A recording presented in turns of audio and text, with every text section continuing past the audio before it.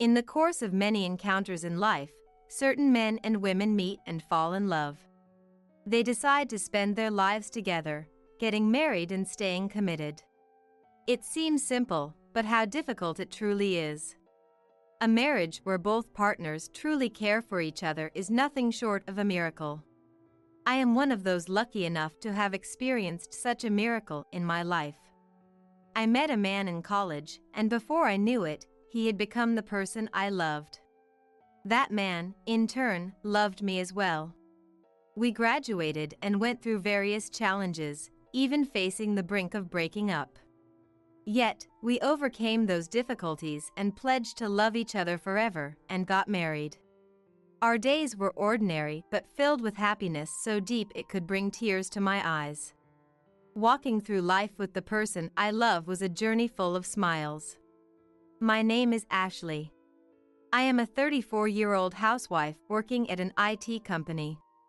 I've been married to my husband Justin for 10 years. Even in our mid-30s, our relationship remains strong. Hey, what should we do on our next day off? Well, how about we go see a movie? It's been a while. Sounds great. I remember there's a good pasta place nearby. How about we have lunch there after the movie? That sounds perfect. We don't have children. But that's not a big deal. I was really looking forward to the movie I wanted to see. However, the night before our day off, he came home late from work, and he seemed different. He looked tired and lacked his usual energy. His complexion wasn't good either. You seem tired. Is work tough? Given that he was working overtime, it was probably hard. As soon as I regretted asking something so obvious, Justin gave me a weak smile. Yeah, well, work is tough, but that's nothing new. But what? Well, it's nothing major. He never did tell me the reason. Even during our date the next day, he didn't seem to be enjoying himself. He seemed preoccupied with something else. In the end, I couldn't even focus on the movie plot, and we skipped lunch and went straight home.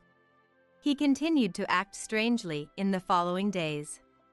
He seemed less tired and more like he was worried about something, or had something on his mind. Is something wrong? Even when I asked, Justin would just give a vague smile and deny it. He used to tell me everything. I could tell Justin was hiding something. I wasn't sure if it was something he couldn't tell me or if he thought it wouldn't matter if he did. And so, days of worrying continued for me. Justin seemed to lose more of his energy day by day, and I felt helpless, not knowing what to do. One day, a call came in at work. The moment my coworker told me it was from a hospital, an indescribable fear gripped me. Had my parents collapsed? Was there an accident, or? I answered the phone, trembling. As soon as the call ended, I rushed out of the office. When I saw it in the hospital room, my legs nearly gave out. The nurse at the entrance of the hospital room supported my trembling body. I managed to stand on my own feet, trying to suppress my shaking as I approached. Justin was lying on the bed, seemingly asleep. No. He looked like he was asleep. But I already knew from the doctor's explanation that this wasn't the case. We did everything we could. The doctor hung his head apologetically. I was silent. It wasn't anyone's fault. It wasn't anyone's responsibility. It was just fate. A stroke. He had suddenly collapsed at work and never woke up again. The suddenness of the separation left me in such shock that I couldn't even cry, just stood there dazed. His body was still warm when I gently touched him. But the gradually fading color and warmth from his face made reality hit me. His life was no longer here. He would never wake up again. The moment I came back to my senses, I cried intensely. Tears flowed uncontrollably down my cheeks. I'm glad I cried my heart out at the hospital, because I felt overwhelmed by everything that happened afterward. I contacted both my parents and my in-laws, and time seemed to fly by in a blur. There was so much to do. Discussing future plans with the hospital. Arranging the funeral. Figuring out who needed to be informed about Justin's passing and contacting them. Researching necessary procedures at government offices and financial institutions to ensure everything could be handled promptly. There was an endless list of things to do.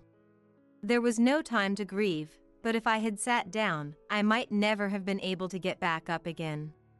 Having tasks to focus on kept me going. However, my mother-in-law Kayla was completely devastated.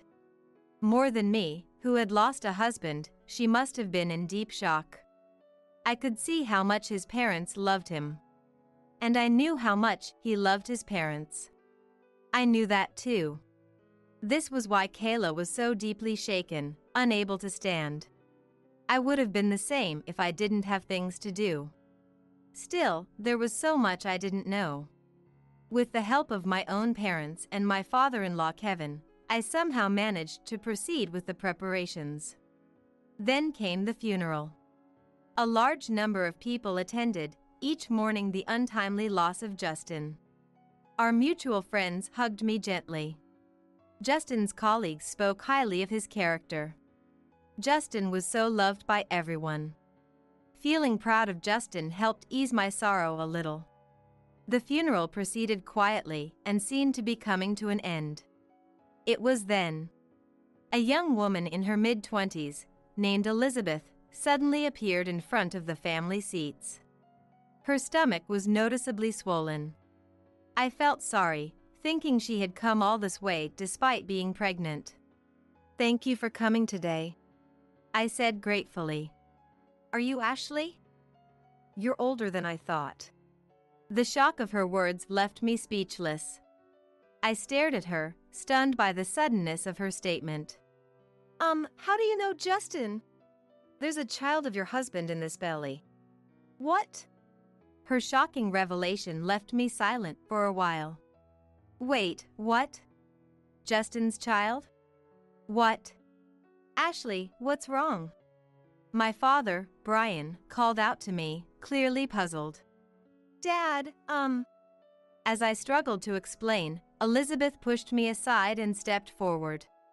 "Are you Justin's father?" "Nice to meet you, I'm Elizabeth. I'm a colleague from the same department as Justin, and I'm pregnant with his child." What? Like father, like daughter.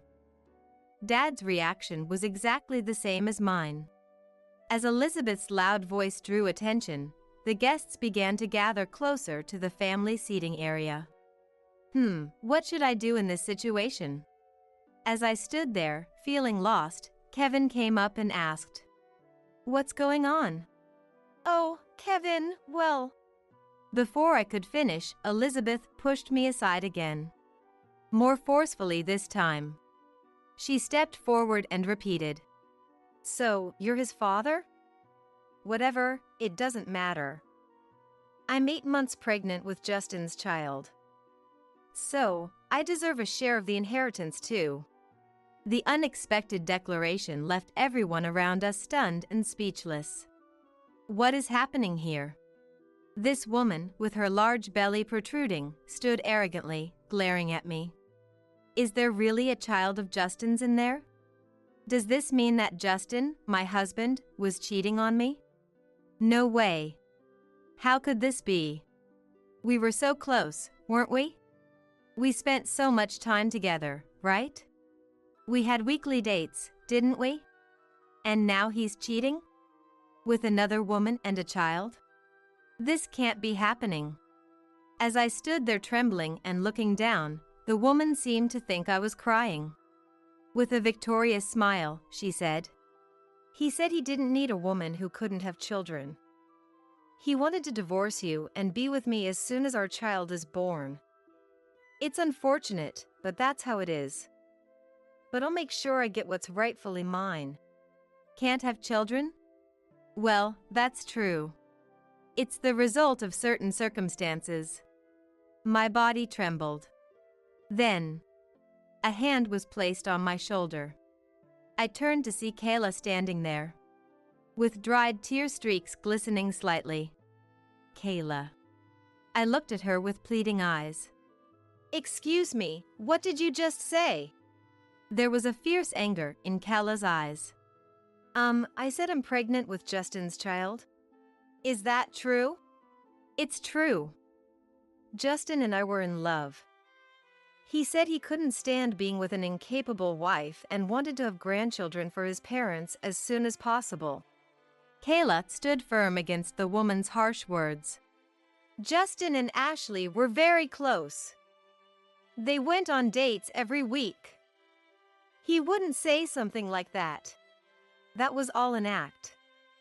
He was always complaining to me. There's no doubt about it.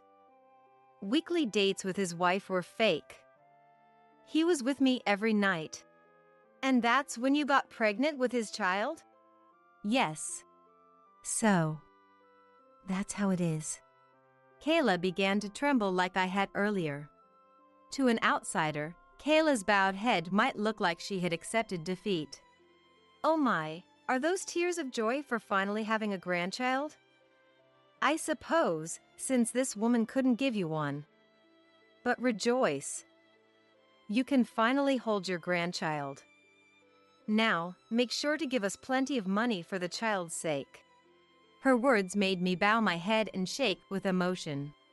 The woman looked down at us with a triumphant smile. Just then, a man rushed into the scene, looking flustered. It was Justin's boss, who was also the woman's superior. "What on earth are you thinking?" The boss sternly reprimanded Elizabeth. "Stay out of this. I had a relationship with Justin. I'm entitled to a share of the inheritance. Even if that's true, you need to understand the appropriate time and place. You have no right to interfere. I had a relationship with him. My claim to the inheritance is legitimate. Even if that's true, know your place." "Shut up. I don't care anymore. Once I get the inheritance, I'm quitting the company. I won't even need maternity leave. I'm done with all of you, so stop complaining and just shut up." Her defiant attitude left the boss visibly shocked. I couldn't take it anymore. Neither could Kayla. I was trembling, unable to stop the laughter from escaping. "This is too much. Haha. It's hilarious. Ashley, your laughter is contagious. Now I can't hold it in either. Ha ha ha. Ha ha ha ha." Kayla and I finally burst into laughter, clutching our stomachs in a fit of uncontrollable giggles. Our loud laughter echoed through the somber funeral hall. Inappropriate as it was, but really. I've never heard such a joke in my life. Exactly. Justin doing that? No way. The other attendees stared at us in disbelief as we continued laughing. "Stop laughing. Stop it, stop it, stop it. I'm not saying anything ridiculous." Elizabeth glared at us with furious eyes. In that chaotic moment, Kayla was the first to stop laughing. "Listen, I don't know why you're spouting such lies. It's not a lie. He's the father of my child. Enough with the nonsense." Kayla's powerful voice silenced the entire room. Clearing her throat, Kayla fixed her gaze on Elizabeth. "Listen, my son, he's a huge fan of Ashley. He loves her so much that he cried his eyes out and was a snotty mess when his proposal was accepted." "Huh?" Elizabeth looked bewildered by Kayla's unexpected words. "It's true. Justin loved me deeply. Whenever we visited his family, he would constantly talk about our relationship, so much so that Kayla once hit him with a slipper to shut him up." Justin having an affair? A child with another woman? No way, no way. Absolutely not. Not in a million years. And besides, a decisive fact that proved she was lying. I stepped forward, determined, and faced Elizabeth. Look, this isn't something to discuss publicly, but if you're going to insist on this lie, I'll tell you. The reason we don't have children is because of Justin. What? Elizabeth was stunned into silence, unable to comprehend my words. I continued quietly. We knew before we got married. Justin had a childhood illness that made it impossible for him to father children. We discussed it and decided to live our lives as a couple without kids. Both our families knew this. They respected our decision and supported us. That can't be. If you still insist, we can do a DNA test on the child. But he's dead. How can we? It might be tricky, but it can be done with his hair. Is that okay? Besides, it's medically proven that Justin couldn't have children. At that moment, two women who were Justin's colleagues grabbed Elizabeth's arms firmly.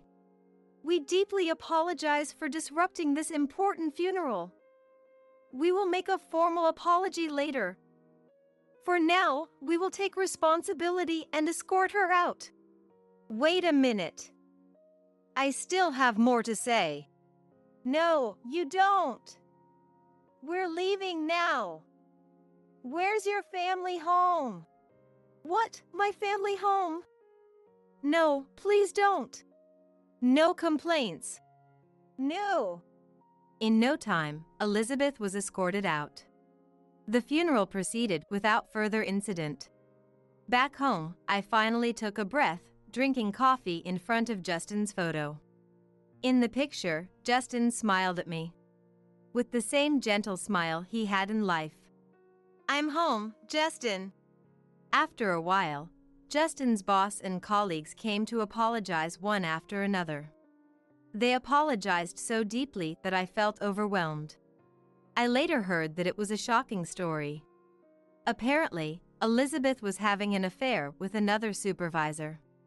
Justin happened to find out about it, and since he detested such affairs, it troubled him deeply.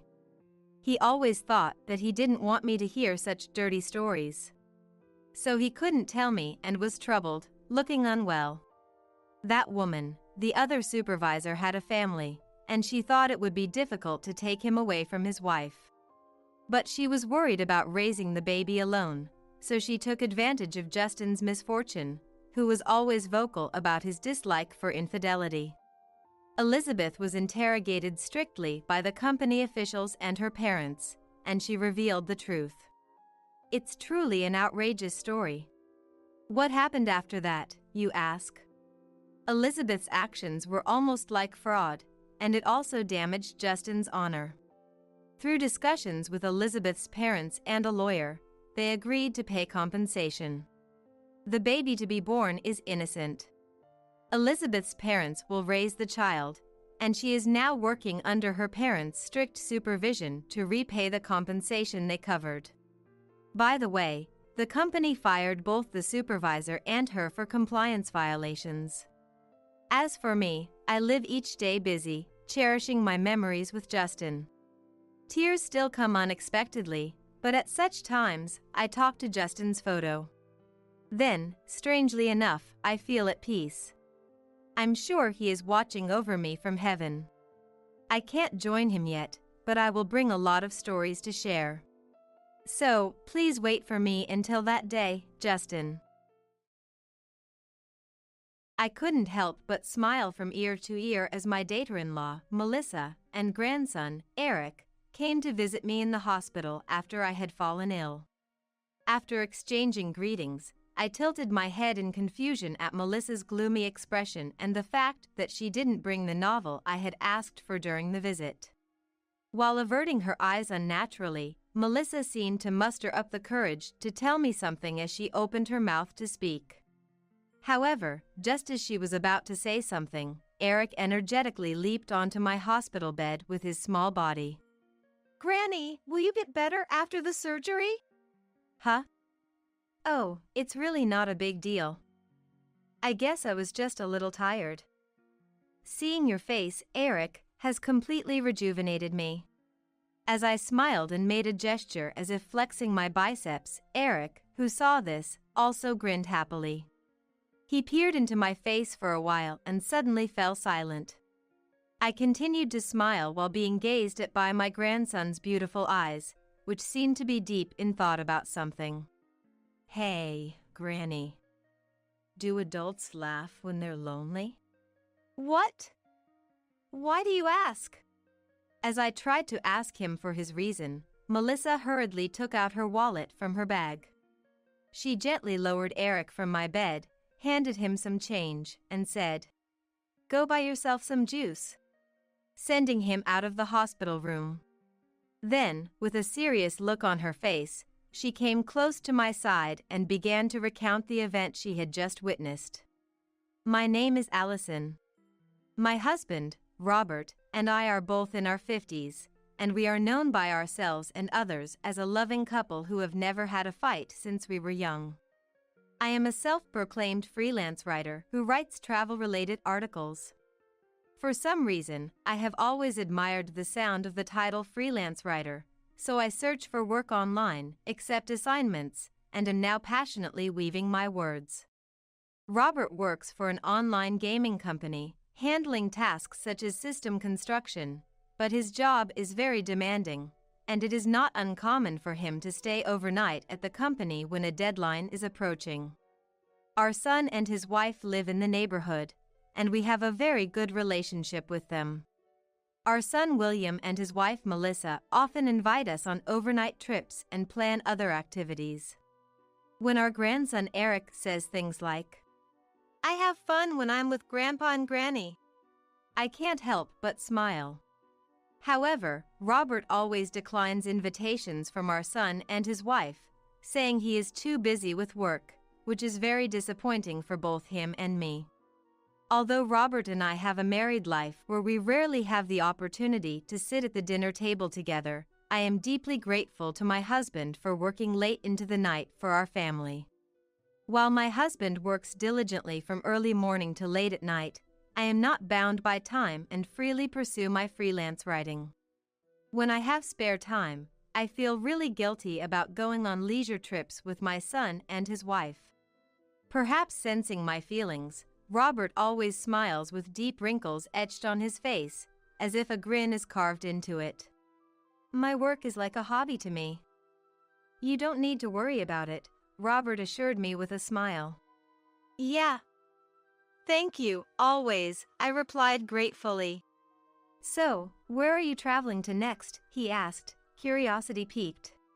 "Well, next is a tourist spot that has recently seen an increase in visitors," I began to explain.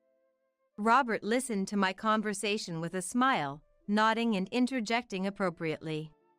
Occasionally, he would widen his eyes in surprise or nod deeply as if impressed, demonstrating his excellent listening skills. "Wouldn't it be a great honor if someone read my travel article and visited the places I recommended?" I spoke passionately. Whenever I talked with such enthusiasm, Robert's cheeks would relax into a happy expression. One day, while I was writing an article on my computer in my room, my fingers suddenly stopped touching the keyboard. I felt like I was making more mistakes than usual. My body felt feverish, as if the air conditioner's temperature setting was too high, and I continued writing the article while taking deep breaths, but eventually, my fingers came to a halt. From past experience, I knew I had a fever. I reread the text on the computer screen and let out a big sigh.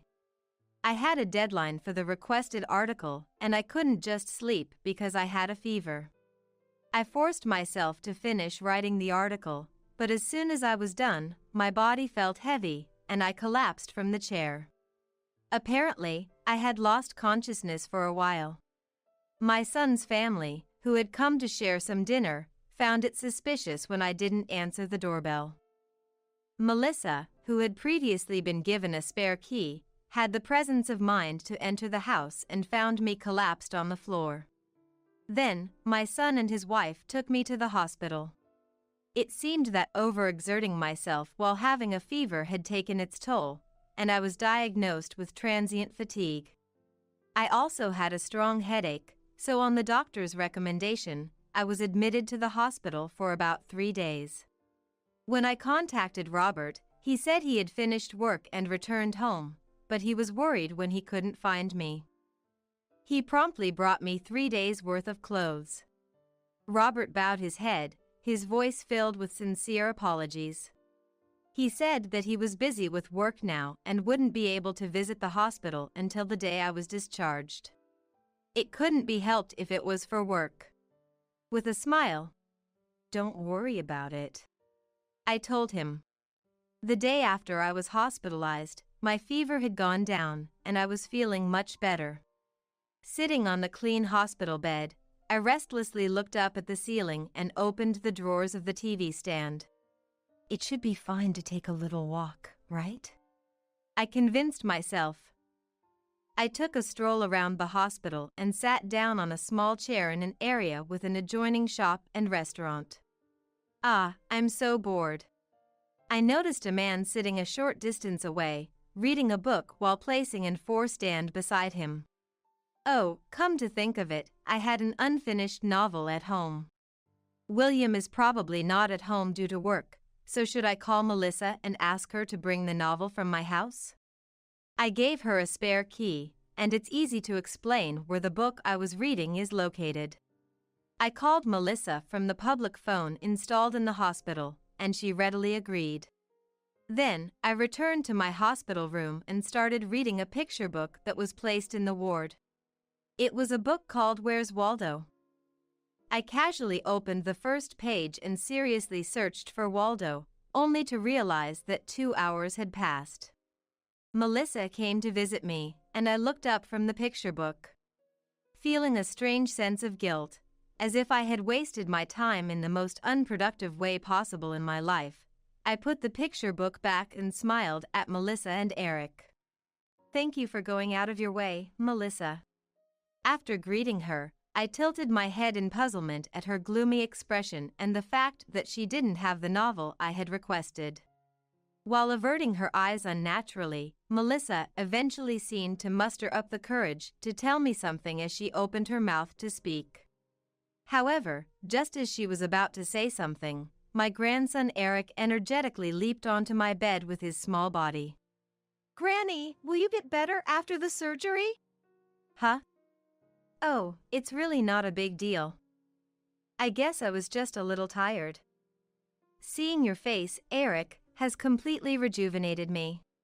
As I smiled and made a gesture as if flexing my biceps, Eric, who saw this, also grinned happily. He peered into my face for a while and suddenly fell silent. I continued to smile while being gazed at by my grandson's beautiful eyes, which seemed to be deep in thought about something. "Hey, Granny. Do adults laugh when they're lonely?" "What? Why do you ask?" "Because, when I went to Grandpa's house earlier, Grandpa was having a party with an unfamiliar lady. Even though you're in the hospital, Grandpa seemed to be having fun." "I see." "Grandpa is so sneaky. Having a party when you're not around. I saw it. They were drinking really fancy food and delicious-looking juice at home." I didn't know how to respond to Eric's confession. Unable to come up with a clever retort and trying not to let it show that I was clearly at a loss for words, I realized that the smile I had desperately put on was strained. Melissa lifted Eric off my bed, took some change out of her wallet, and said, "Go buy yourself some juice," sending him out of the hospital room.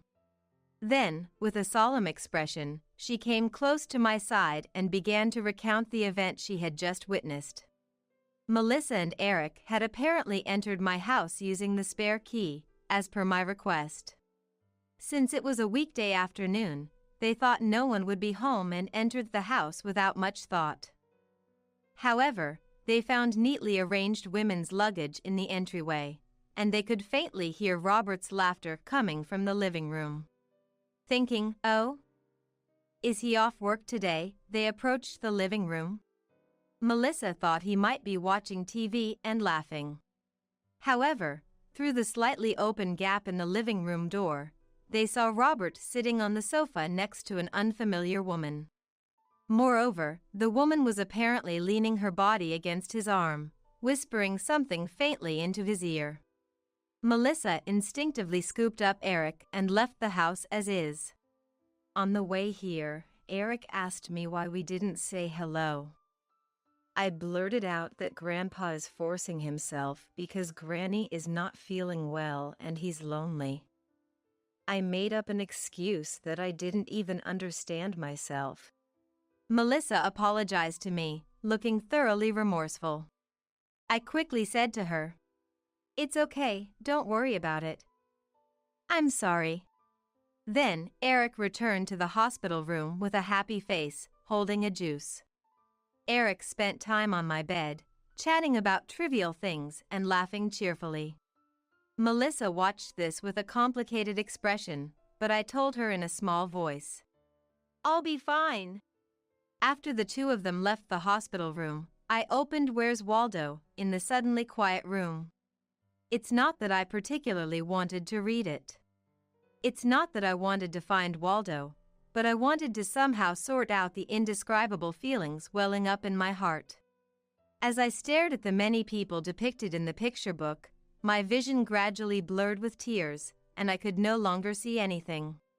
3 days after being hospitalized, I was safely discharged. Robert, who managed to find time in his busy work schedule to pick me up on the day of my discharge, spent time with me with his usual gentle smile, so I spent the day as I always did. On weekday mornings, I make breakfast for him as usual and see him off at the entrance as usual. It's the start of the same daily routine as always, but beneath the surface of that life, my plan was beginning to take shape. The catalyst for the plan was William. He must have heard from Melissa that Robert might be cheating. He came while I was in the hospital and quietly expressed his anger. "Let's perplex Dad." I leaned forward with keen interest at my son's suggestion. Rather than being angry about being cheated on, I might have just wanted to confront him with the fact of his infidelity and fluster him. With William's cooperation, the plan to capture Robert's cheating scene properly was quietly underway. First, William consulted with a lawyer and hired a private investigator, resulting in obtaining photos of the cheating scene in a short period. In a detective agency located in a rental building in the bustling district, a dubious-looking elderly man handed me a file summarizing the investigation results. In the photos, Robert had his usual gentle smile, walking happily through town with a woman I didn't know. I had obtained that decisive evidence, but for some reason, I couldn't bring myself to blame him. I was certainly sad about being cheated on, but it's a fact that he has been working hard to earn money for the family. Is it right to focus on the infidelity part alone, neglecting the gratitude for that and putting the spotlight on our marriage up until now? If I confront him with the results of the infidelity investigation, and if it leads to divorce, what will happen to my life now? After leaving the office, I stood still in the crowded downtown area, feeling as if I had become lost. Even if I condemn my husband with the results of this infidelity investigation, what will happen to my life? With such uncertainty looming over me, I sit in front of my computer in the living room at home. My work as a writer consisted of small articles and columns, but perhaps because I had been doing it for a long time and gained trust, the requests never ceased. However, when I reread the completed articles and columns, I let out a big sigh. I don't think I have talent as a writer. I used to be good at weaving words together and creating works that touched readers' hearts. But lately, I feel like something is missing. I reread my past works and became anxious, wondering if my talent had disappeared somewhere.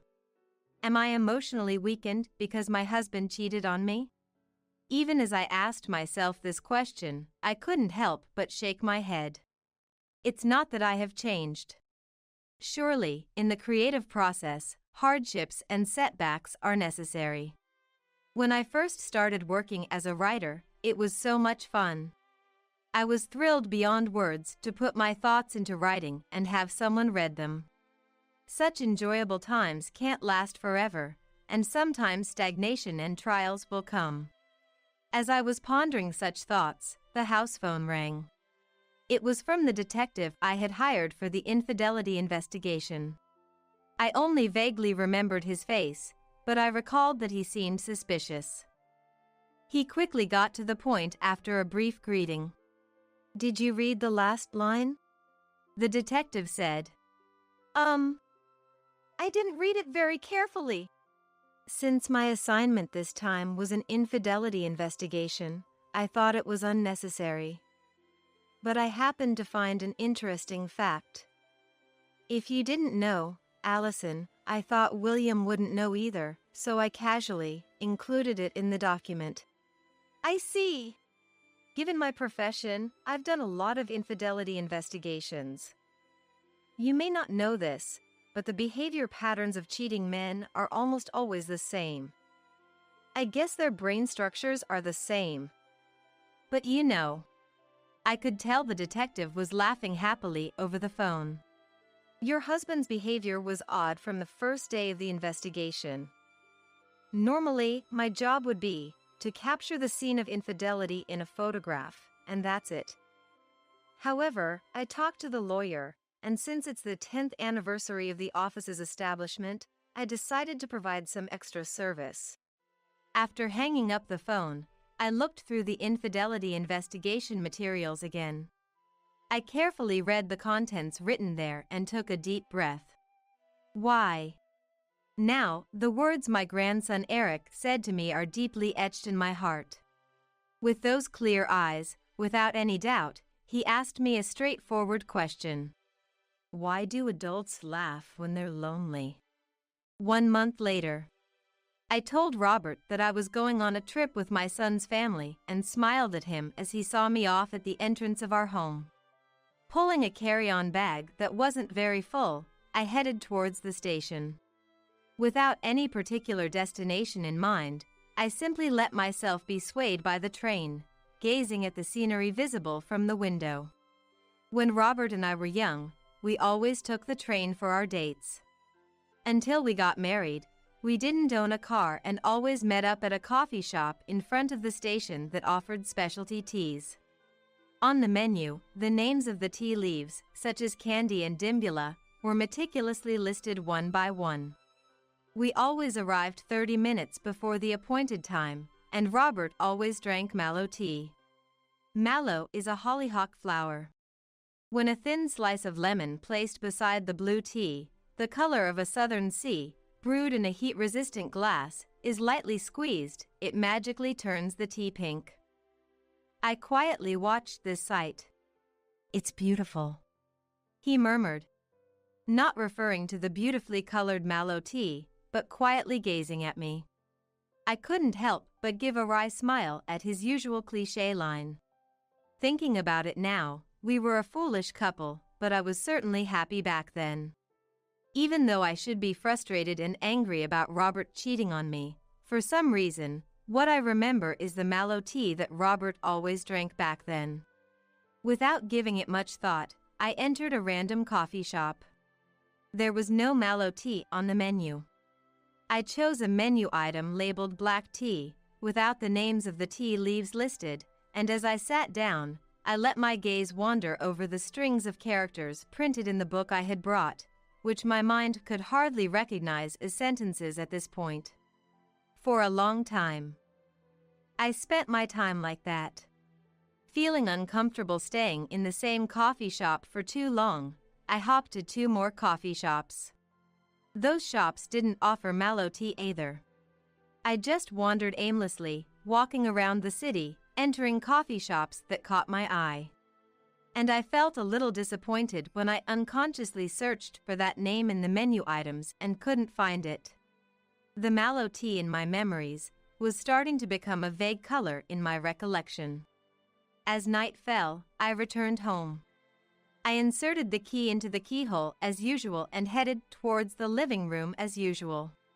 Sure enough, there were Robert and a woman.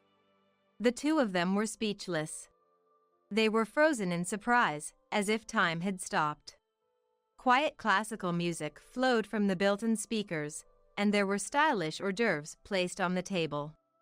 Warm steam rose from the blue mallow tea that the two of them were about to drink, having apparently finished their meal. I didn't utter a word. Robert didn't try to speak either.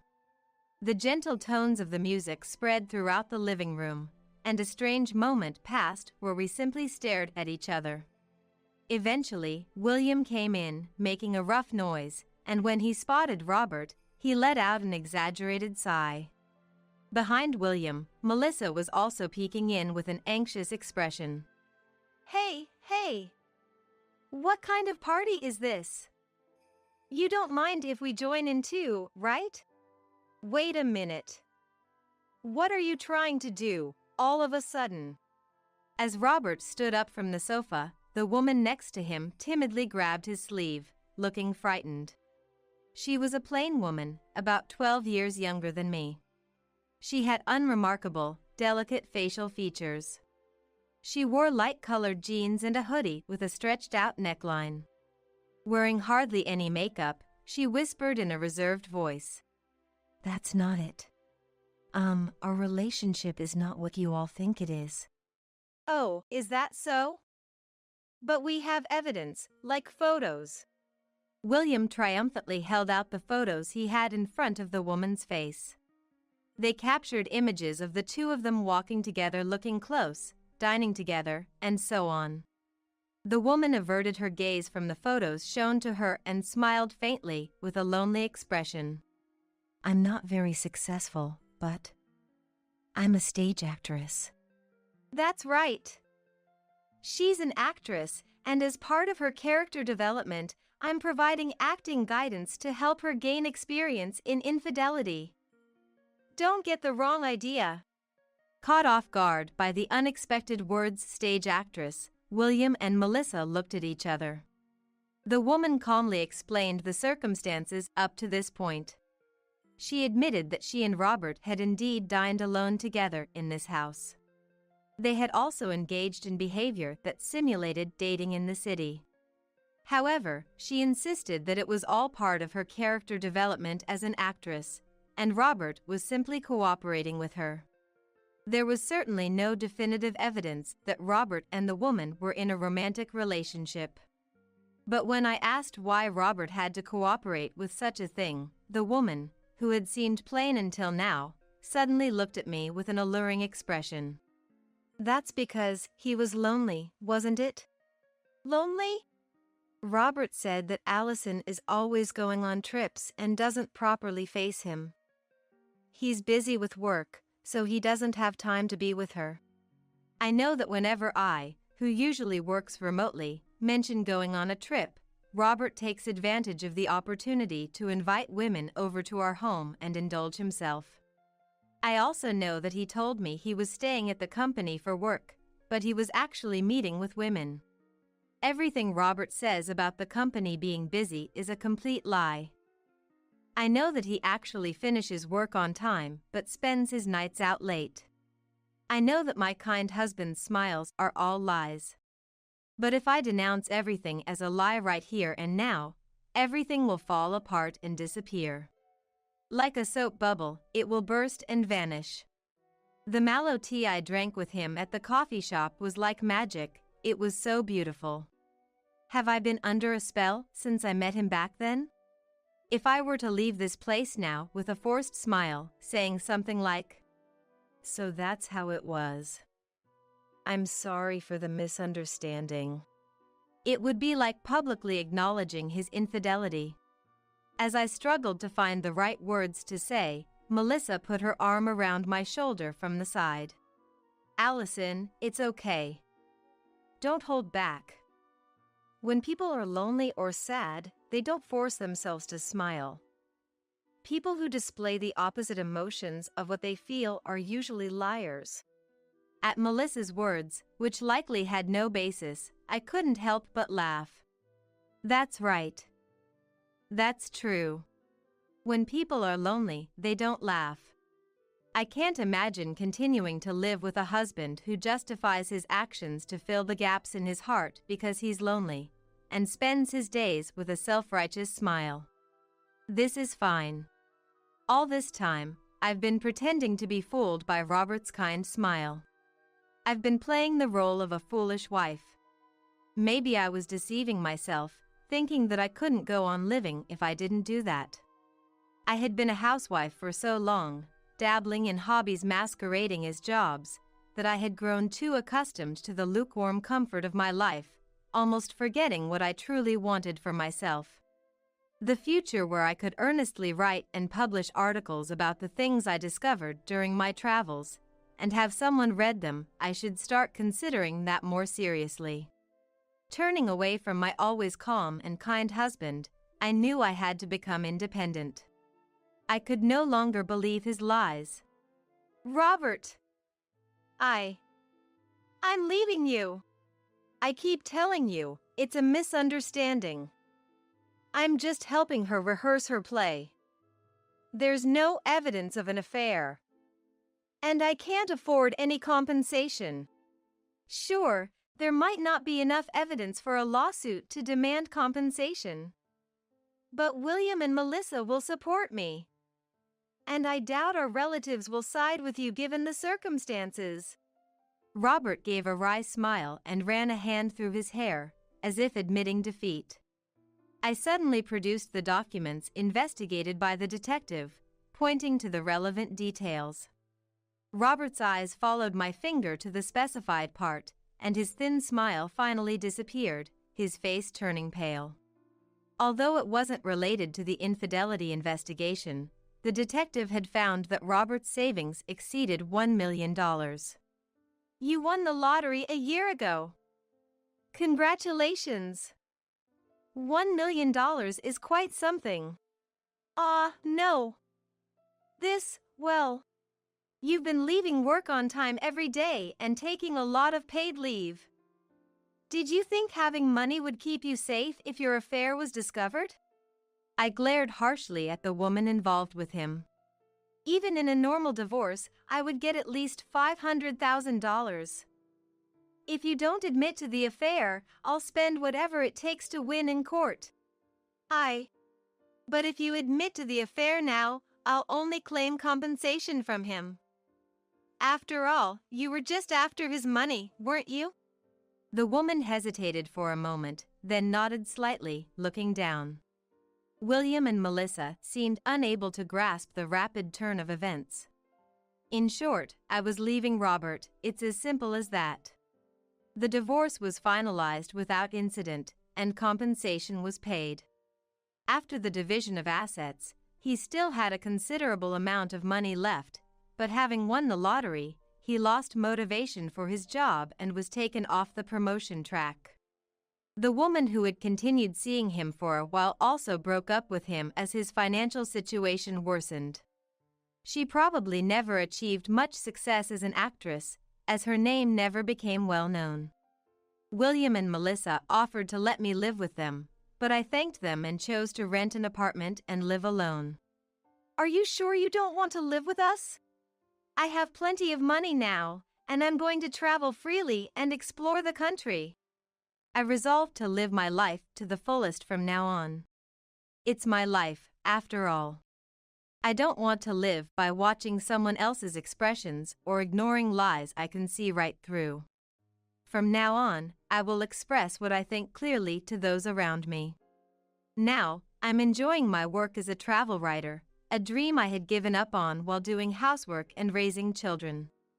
Every time I read replies and support emails from readers, or messages saying they traveled to the same places I did, my heart, once blue, transforms like mallow tea with a touch of lemon, clear and warm, with a hint of tartness. Taking care of Dad and Mom is all on you, my dear wife. If you oppose, I'll divorce you and sue for alimony, huh? Could he really believe such an absurd demand would pass? I looked at Georgina, utterly exasperated. Alex stood there boldly, giving me a nasty smirk while looking at me. He must think I would accept his demand.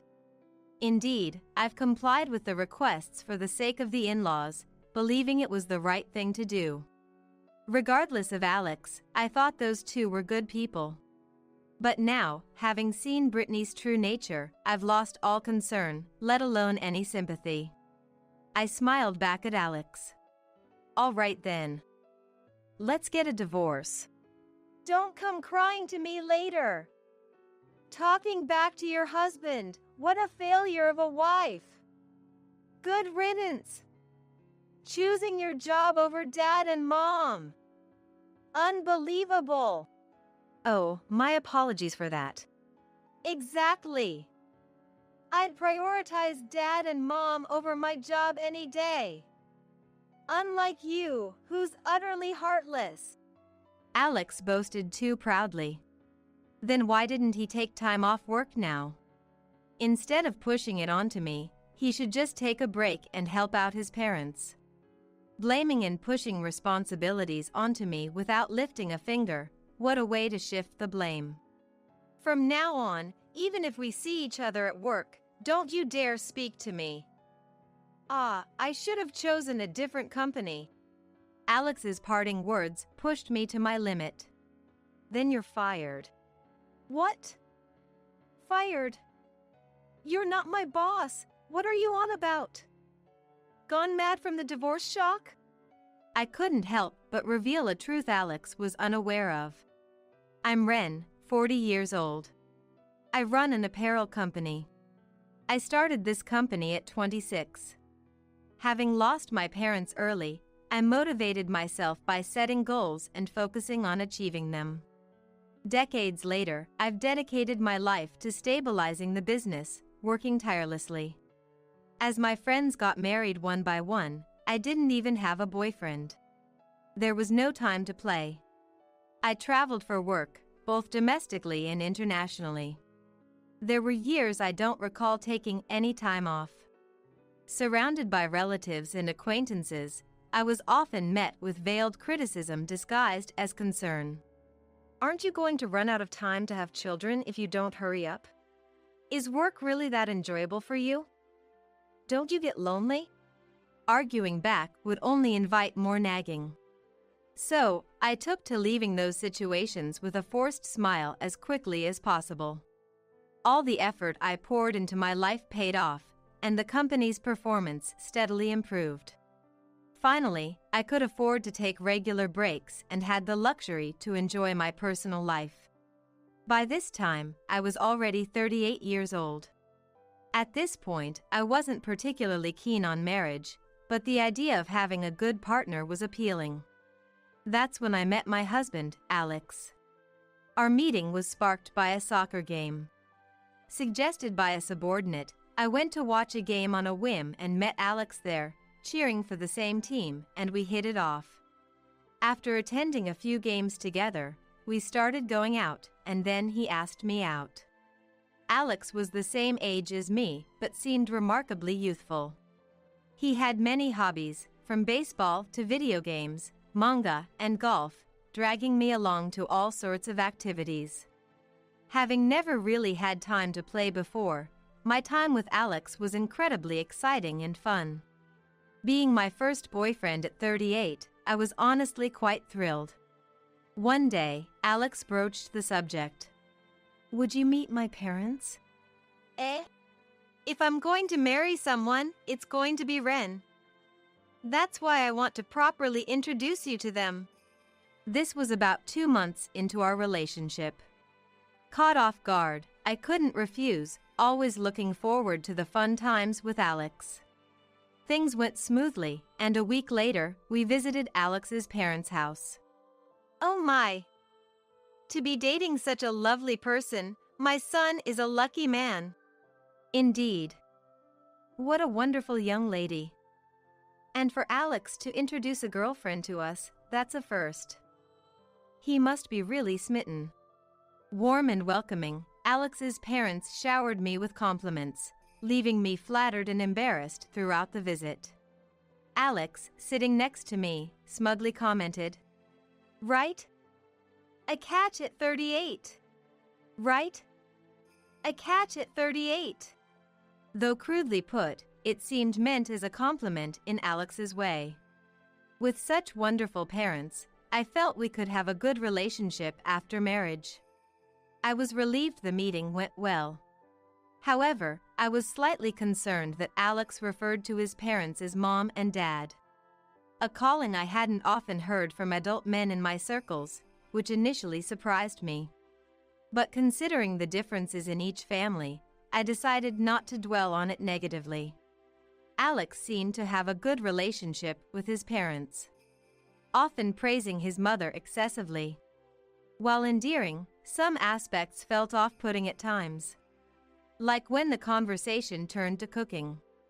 "What kind of dishes do you excel at, Ren?" I wouldn't say I excel, but I often cook Western-style meals. At this, Alex enthusiastically chimed in. Right. She makes steak a lot. They're edible, but when compared to Mom's cooking. Oh, that's a great idea. Why don't you teach her your recipes? I understood the comfort of familiar tastes. But his wording left me feeling complex. Unperturbed by my feelings, Alex's mother was delighted. Well then, I must compile a notebook for Alex's sake. She was enjoying herself. As we were about to leave, a shocking truth came to light. "When are you two getting married?" asked by Alex's mother. Alex casually replied, causing me to be taken aback. I'd marry her right now if I could. It'd make life easier, especially since part-time work doesn't pay much. Part-time? Indeed, when I first met Alex and inquired about his job, he vaguely mentioned something like sales. I too had been vague about my job, saying only something in apparel, as we were still just getting to know each other. Everyone has things they'd rather not discuss. I figured we could talk about it more once we got a bit closer. I had completely forgotten about it, never imagining he was working part-time.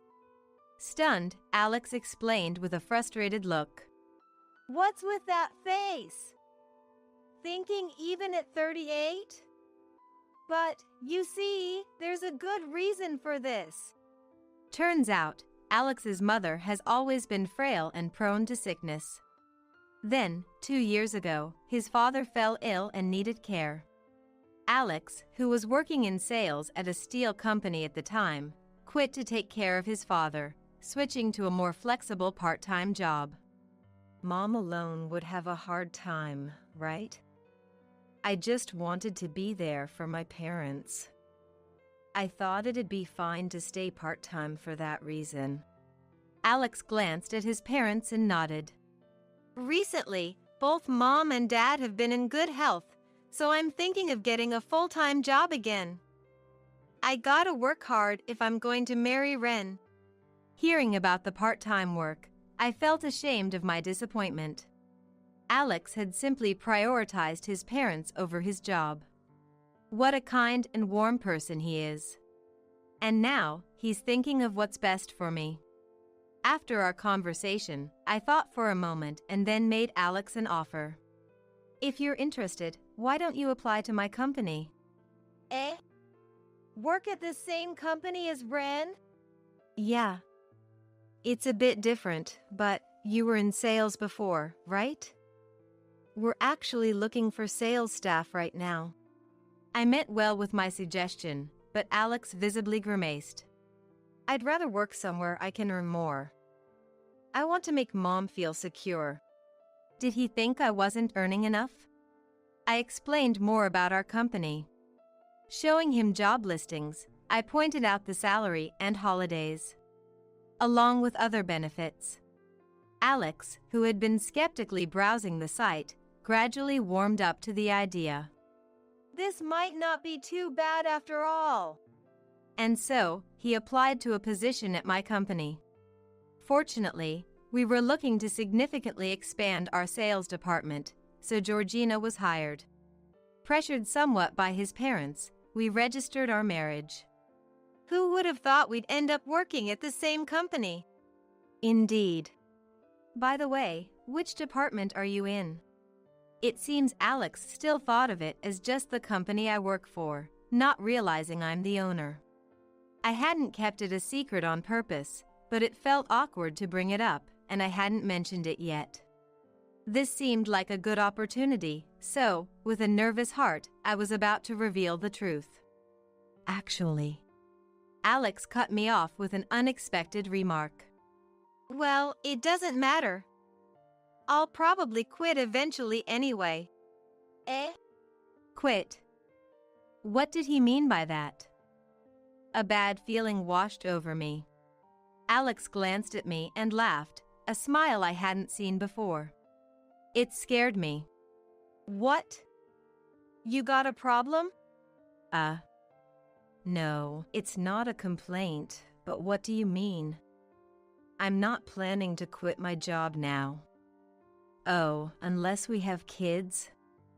But my company offers maternity and paternity leave. Kids are out of the question. We're already busy with Dad and Mom. Dad and Mom? As I tilted my head, Alex mimicked me mockingly. Yeah, my parents. Didn't I say they need care?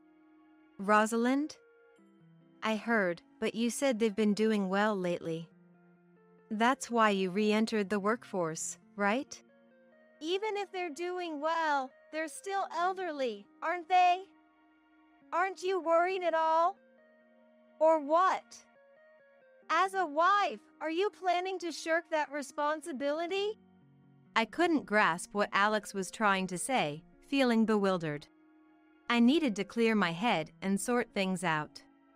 Alex was trying to push the responsibility of caregiving onto me. And from how he spoke, it seemed he eventually planned to have me quit my job to prioritize caregiving. I'm not saying you should quit right away. Having 2 incomes helps financially. For now, just come back to the family home with me on our days off. What is that supposed to mean? I wasn't completely unprepared for the caregiving conversation. I had intended to help out, and I had thought that I could be of assistance in the future. But I never imagined being expected to return to my in-laws' house every holiday, eventually being burdened with caregiving responsibilities. What surprised me most was Alex's attitude. Before marriage, he was positive and reliable, but he changed drastically as soon as we got married. Is this person really Alex? I didn't want to believe it. This isn't the person I wanted to marry.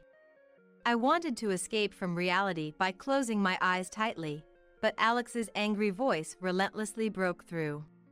Listen, you're my wife. Don't defy me. Got it?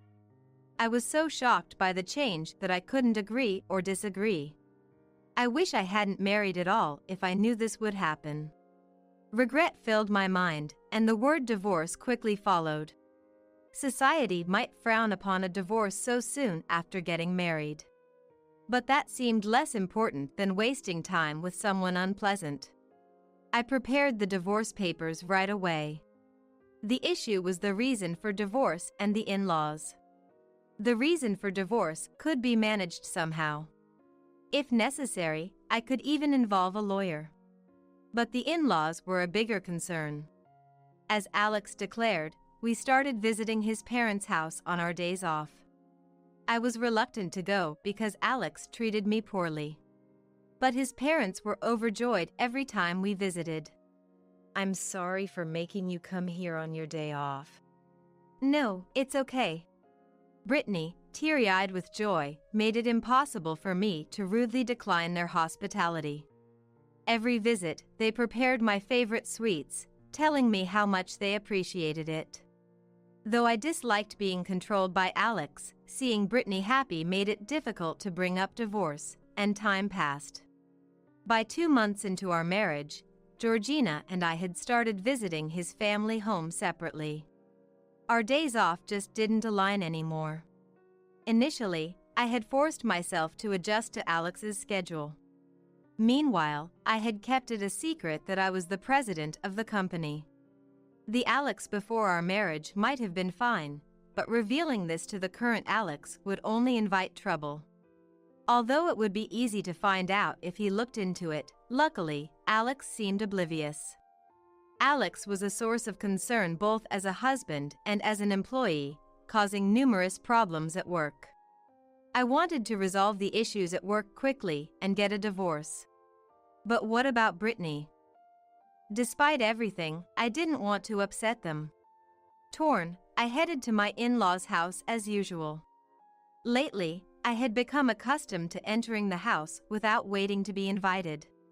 Today, as always, I opened the door and took off my shoes. That's when I heard a familiar voice from the back. Undoubtedly, it was Alex's voice. He was supposed to work today, but perhaps his schedule had changed. Feeling awkward, I walked down the hall and was about to enter the living room when I overheard their conversation. That person, she's not very considerate, is she? And her housekeeping is subpar. She's earnest, but couldn't you find someone better? Indeed, it was Brittany's voice. However, the tone was so full of malice, unlike anything I had heard from her before. It sounded like something out of a movie, so spiteful and unlike the Brittany I knew. Yet, it was unmistakably Brittany's voice. Despite all the praise she had given me, the thought of the gentle Brittany saying such things tightened my chest. I didn't want to hear any more, but my legs felt too heavy to move. Sorry, Mom. But, she's tall, so she might be able to carry you if necessary. With a bit of training, she could become more useful. Well, for now, she's pleasant and financially supportive, so I suppose that's acceptable. We're hoping for potential, I guess. Alex and Brittany were laughing carelessly as they spoke. As I listened, my heart pounded with the realization that they were talking about me. Georgina's constant complaints were one thing, but I was shocked to discover Brittany's hidden side. Brittany, who always seemed so grateful, who would lower their head in thanks repeatedly, making me feel almost guilty. We shared laughs over snacks and meals I had cooked. Regardless of Alex's intentions, I thought I had a good relationship with Brittany. I had hesitated on divorce partly because of Brittany. Yet, according to their conversation, I was merely a caregiving resource for Brittany as well. Brittany then added insult to injury with this remark. For now, I'll keep praising her and egging her on. She looks so foolishly happy then. Alex, you should learn from me. A fool and his scissors are easily parted, as they say. Hearing this, I left the house as if fleeing. After calming myself down a bit, I contacted Alex and his family. I'm going to be busy for a while and won't be able to visit or contact you.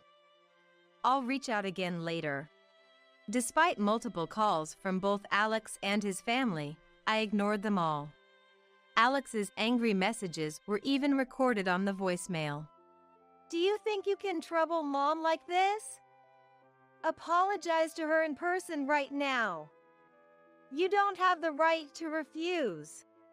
As if anyone would comply after being spoken to like that. Naturally, I ignored this too. At work, I made sure not to run into Alex and started staying at a hotel after hours.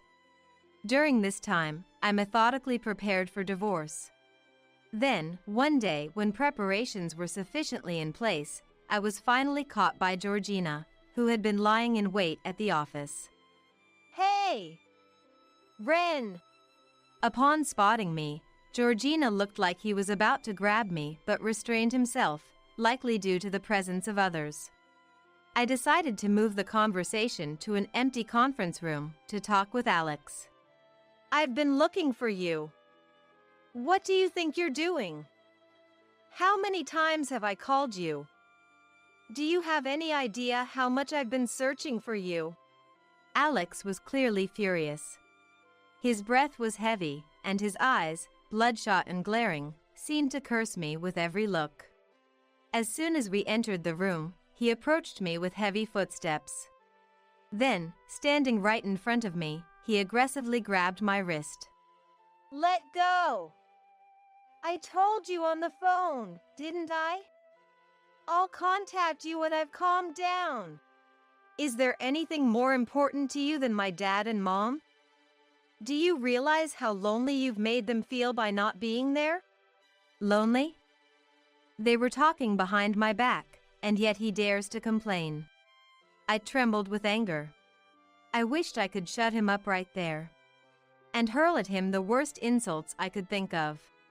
But I was too agitated to articulate my thoughts properly, so all I could do was grit my teeth and glare at Alex. Taking advantage of my silence, Alex continued. Poor them, right? Even now, they're hungry because there's no food at home. Forget work today. You should just go back home. Don't you dare tell me what to do with my work. You're not a child, and caregiving doesn't mean you can't move. It's about time you stopped being so dependent. I shook off Alex's hand and yelled. I have an important meeting later today. There's no way I can just take off. And if it's so important, you should take a day off and go yourself. There was no need for me to sacrifice so much for such people. Throwing away important work for them? Alex probably never expected me to fight back. He staggered back, surprised. You're talking back to me. A wife's place is too. I've been thinking, your values are skewed. What do you mean a wife's place? They're your parents, aren't they? Shouldn't you be taking care of them instead of pushing it onto someone else? Indeed, Alex's work today was supposed to be just preparing documents and meetings in the office. The document preparation could be rescheduled, and the meetings could be rearranged if he asked others, without causing much inconvenience. If Brittany was so important, he should be the one to take time off. If he won't, it shows how little they matter to him. Yet he dares to blame and try to control me. Such a convenient mama's boy. Disgusting. What? That's ridiculous. Why should I, the husband, have to bow my head and skip work just to clean up after my wife? Clean up what exactly? It's time to make things clear. Listen up. Taking care of my parents is your job as my wife. If you can't do that, you're worthless as a wife. Alex launched into a tirade, puffing up his chest with rough breaths, as if trying to intimidate me. Was he trying to scare me? He seemed like some playground bully. Not scary at all. What even is the value of a wife? Why do I have to be evaluated? So, what exactly do you want from me? I asked, my voice laced with a sigh. Alex snorted derisively. Taking care of dad and mom is all on you, my dear wife. If you oppose, I'll divorce you and sue for alimony, huh? Could he seriously believe such an absurd demand would fly? I looked at Alex, utterly dumbfounded, but there he was, standing tall and proud, giving me a nasty smirk. He must think I'd comply with his demand after becoming attached to Brittany. Indeed, I had been accommodating to the in-laws, thinking it was for the best. Regardless of Alex, I thought those two were good people. But now, having seen Brittany's true colors, I couldn't care less, let alone feel any sympathy. I smiled back at Alex. All right then. Let's get a divorce. Huh? Alex sounded completely taken aback. Do you even understand what you're saying? Yes. I can't be the wife you want. So, let's get a divorce, shall we? If you want to sue for alimony, go ahead. Whether you'll get it is another matter, though. I pulled out the divorce papers from my bag and handed them to Georgina. I had been keeping them on hand ever since I considered divorce. Are you serious? Do you realize what you're doing? Yes. Please, sign them quickly. Alex froze, seemingly in disbelief. Seeing his hesitation, I said, "Oh, you're not divorcing? Just talk, then?" Which made him furiously scribble his signature on the papers. After reviewing the signed document, everything was in order. I immediately handed it over to my secretary to file. "Well, we're strangers now." As I stated matter-of-factly, Alex spat out, "You'll regret this. Talking back to your husband, what a failure of a wife. Good riddance. Choosing your job over dad and mom. Unbelievable." "Oh, my apologies for that." "Exactly. Even if I lost my job, I'd prioritize dad and mom. I'm not heartless like you." Alex said this with too much pride. Then why didn't he take time off now? Instead of pushing it onto me, he should just take a break and help out his parents. Blaming me while he just complains is just passing the buck. From now on, even if we see each other at work, don't talk to me. I should have chosen a different company. Alex's parting shot pushed me to my limit. "Then you're fired." I believe it was the coldest voice I've ever used. Alex stopped in his tracks and turned around and puzzled. "Huh? Dismissed? You're not my boss. Have you gone mad from the divorce shock?" Alex laughed, perhaps thinking it was a joke. I sighed softly and fixed my gaze on Georgina.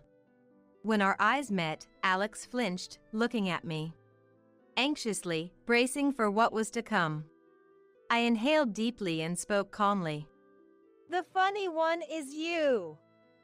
You don't even recognize the face of your own company's president?" "Huh? No, that can't be." Alex's mouth twitched as he pulled out his smartphone and started searching. As he stared at the screen, the color drained from his face. He must have finally realized who I was. "You're the president of this company?" Finally caught on, have you? Alex knelt down and bowed his head to me, his voice trembling pitifully. "It's not like that, Ren. I didn't know." "Not know?" "No, you chose not to know, didn't you?" I never brought it up, but there were plenty of opportunities for him to find out. A simple search on his phone would have revealed my name, if not my photo. It was typical of Alex. He probably never had any interest. A man without particular concern for the content of his work, focusing solely on income and time off.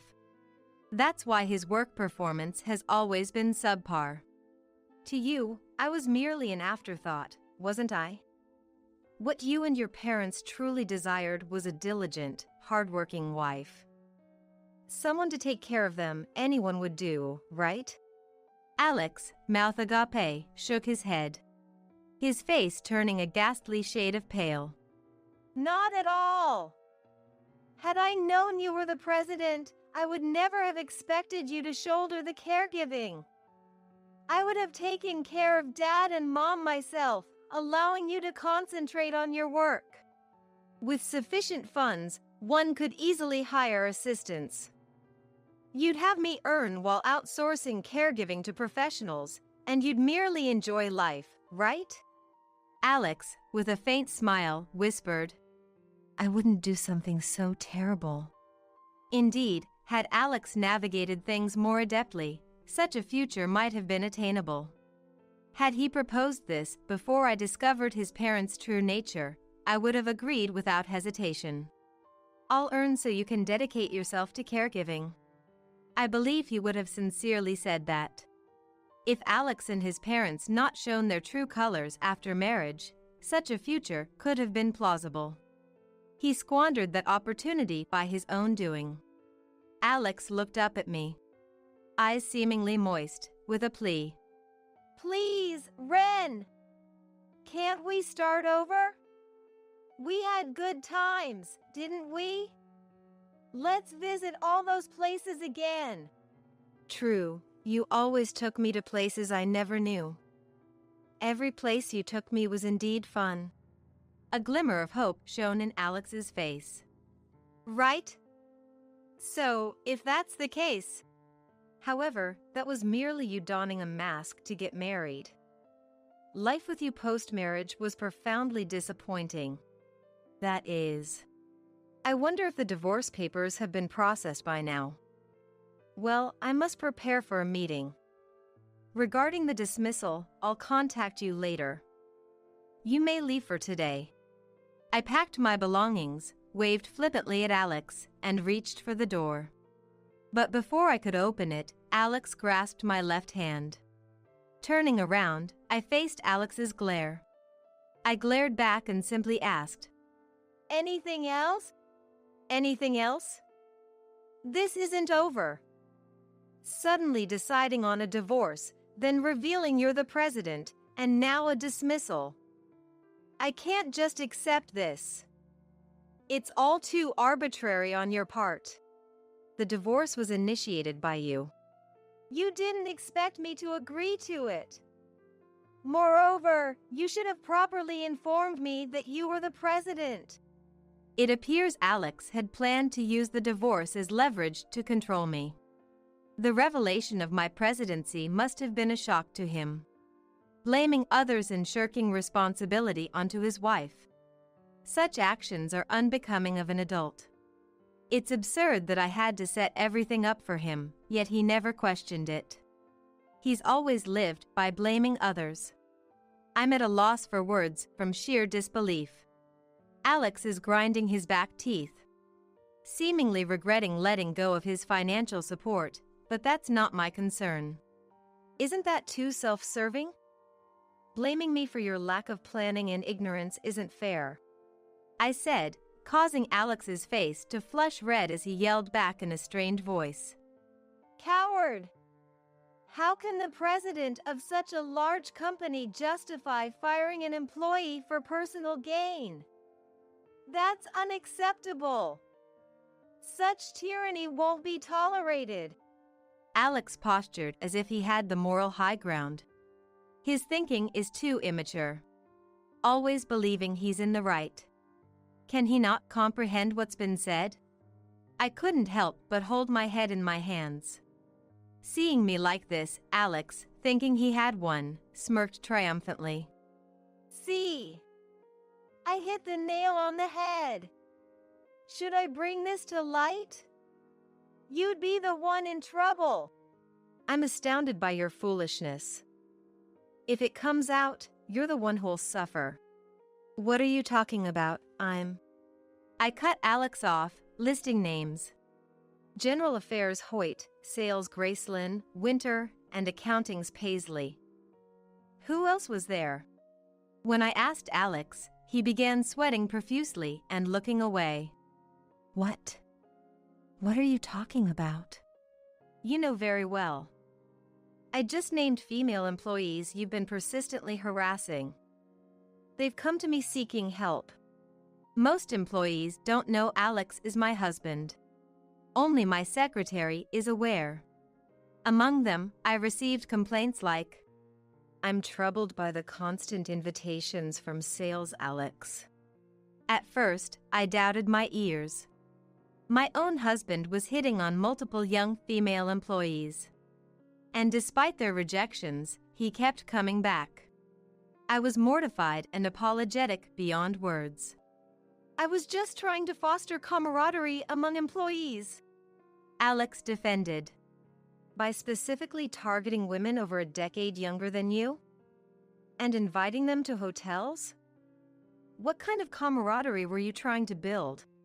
There were messages sent from Alex to these women, undeniable proof.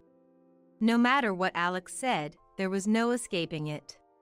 You're not only underperforming, but you're also a nuisance to others. It's my job as president to remove those who are detrimental to the company, isn't it? But that's right. And from accounting, there's a report that you might be fudging expenses. What about that? Surely you wouldn't stoop so low, would you? Alex averted his eyes and fell silent. Regrettably, it seems that was true as well. A mama's boy, a womanizer, and on top of that, a miser. Moreover, to think he caused trouble not just for me but for others too, it's disappointing not just as a husband but as a person. I'm disillusioned by my lack of judgment in not seeing him for what he was. Feeling inept for not having seen through such a person. I'll make sure all suspicions are cleared up before proceeding with the dismissal, so rest assured. Well, I'm leaving now. You better get along with your parents back home. Alex collapsed on the spot. Slumped over, muttering something under his breath. He must have realized it was all too late. Even as I reached for the door, Alex, now devoid of energy, didn't say anything more, and I left the room. Upon further investigation, all suspicions against Alex were confirmed. After making Alex apologize to the affected female employees, he resigned voluntarily, taking responsibility. Now jobless, Alex returned to live with his parents at home. A while later, he attempted to start working again part-time, but then something unexpected happened to Alex. Until now, though former Rosalind needed care, former Brittany was essentially able to manage daily tasks on her own. Thanks to this, Alex only had to help out occasionally. However, former Brittany has recently started showing signs of dementia, including instances of wandering at night. A father who physically requires care and a mother who is usually fine but occasionally shows symptoms of dementia. I just can't find peace anymore. We're running out of money too. Please help. I received a plea for help from Alex, indicating he was at his limit. If our divorce had been amicable and there were no hard feelings towards my former in-laws, I might have been inclined to help. But these were the people who had looked down on me as nothing more than a caregiver. There's no room for sympathy. It sounds tough, but I'm afraid I cannot offer any assistance. Furthermore, as we are now strangers, I kindly ask that you refrain from contacting me further. Depending on the situation, I may have to take appropriate actions. After conveying this, I no longer received any messages from Alex. After divorcing Alex, I had decided I was done with marriage and resolved to live alone. However, just when I had settled on this, someone I had known for many years through work confessed his feelings to me. The trauma from Alex made me consider declining, but knowing this person's sincerity from our long acquaintance, I gratefully accepted the offer to start dating. Whether this will lead to marriage, I'm uncertain, and part of me doubts, fearing a change post-marriage, but this person is the most gentle individual I've ever met. Moreover, since he is also a business owner, we can share and understand each other's work. Unlike with Alex, he truly feels like a partner should. If I can spend the future with him, this happiness I feel now will surely continue. Hoping for such a future, I continue to work hard today. I have no intention of taking Joe in. Just put him in some facility or something. Emma, the ex-wife of my recently deceased husband, screamed this to the surrounding relatives, as I still couldn't grasp the reality of losing my husband to a heart attack. We had been married for just a month. The marriage that ended too soon left me with Joe, my husband's child from a previous relationship. Despite his biological mother's rare appearance, Joe never once looked up, remaining hunched over in his seat at the funeral home. Everyone seemed to show sympathy for Joe from a distance, but their attitudes shifted upon witnessing Emma's behavior. It's inevitable, being the child of such a mother, that the child's blood is no good either. Eventually, Mike's relatives started making selfish remarks. Who's going to take Joe in? Your place, maybe? We definitely can't. I slowly stood up and rushed to Joe's side, looking into his face. Are you okay? Want to go to another room? Hey, you don't need to care for me. I can just go to a facility or something. Feeling a tightness in my chest, before I could even think, I was hugging Joe. I could feel the cold stares of those around us. Then someone audibly remarked, which stirred my emotions. Raising a dead husband's child is insane. Stepping away from Joe, I clenched his hand and shouted at the relatives watching from a distance. No matter what anyone says, I will raise this child properly. My emphatic declaration was met with skepticism by everyone at the funeral home. Then, a petite man sitting in the funeral home chairs coughed softly before walking up to me and looked into my eyes. It was Tom, my dad, whom I hadn't seen in a long time. Are you saying you'll raise that child all by yourself? Yes. I will make Mike's child something to be proud of. Don't be ridiculous. Dad suddenly pulled Joe's arm towards him and stormed out of the funeral home. My name is Nancy. I lived with a man I met in college, thinking we would marry someday. On an ordinary day, not a special anniversary, he gave me something somewhat like a proposal. It wasn't particularly romantic, but I fondly remember the small, cute flower he gave me at that time. It was a small, star-shaped white flower that grew in a corner of a nearby parking lot. It was a star lily.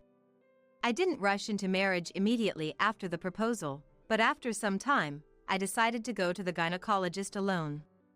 It was because when I told a friend I might marry my boyfriend, she had asked, "Aren't you going to get checked?" While I was sitting in the gynecologist's clean waiting room, I overheard a conversation. It was between a daughter in her 20s and her mother, discussing the daughter's upcoming marriage next month. I didn't intend to eavesdrop, but the mother spoke loudly, mentioning her daughter was there for a bridal check. Receiving my boyfriend's proposal, I came here with the same thought, feeling a bit scared and shaky. What if the examination today reveals some disease? How should I explain it to him? I wanted to ask the chatting mother and daughter sitting next to me. Hey, if you found a disease, would you still marry your loved one? The warm sunlight through the window brightened the waiting room. As the parent and child who finished their consultation earlier left with smiles, it was my turn for the examination. When I left the hospital after the examination, the previously sunny sky had turned overcast, looking like it might rain at any moment. Weeks later, the examination results revealed that my body has difficulty conceiving children. Eventually, I broke up with that boyfriend. I didn't explain the reason to him. Or should I say, I didn't want to. I didn't want his sympathy, nor had I ever really wanted children. Avoiding the gaze of children in passing families, I had to tell myself I didn't like kids, or else I felt like I would sink into despair. Years later, I met Mike, a man from a business deal, and I fell for him. Despite deciding never to fall in love again, I found myself drawn to Mike's lonely expression. I asked Mike out. Sitting by the window of a cafe near my workplace, we might have been trying to figure each other out. Then, as if making up his mind, Mike straightened up and began to speak. I'm actually divorced. I have a son and we live together. I see. That's okay with me. And besides, I have difficulty conceiving. What? So I want to raise your child as my own. At this point, I had never met Mike's son.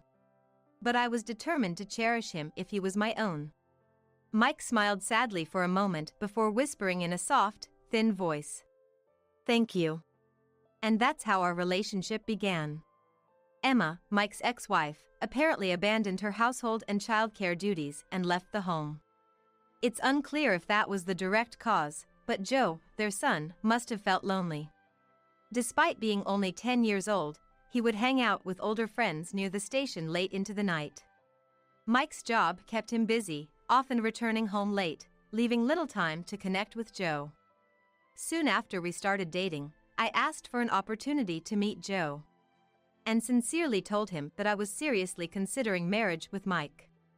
I then decided to visit their home daily, preparing meals and spending time with Joe. I cooked kid-friendly dishes like pizza, chicken nuggets, and pasta, making sure he ate plenty. Initially hesitant, Joe began to open up and show his genuine, childlike side. Joe, do you like tonight's dinner? Yeah, it's delicious. I wanted to stop Joe from wandering out at night, so I would finish my work early and always come by in the evening to cook.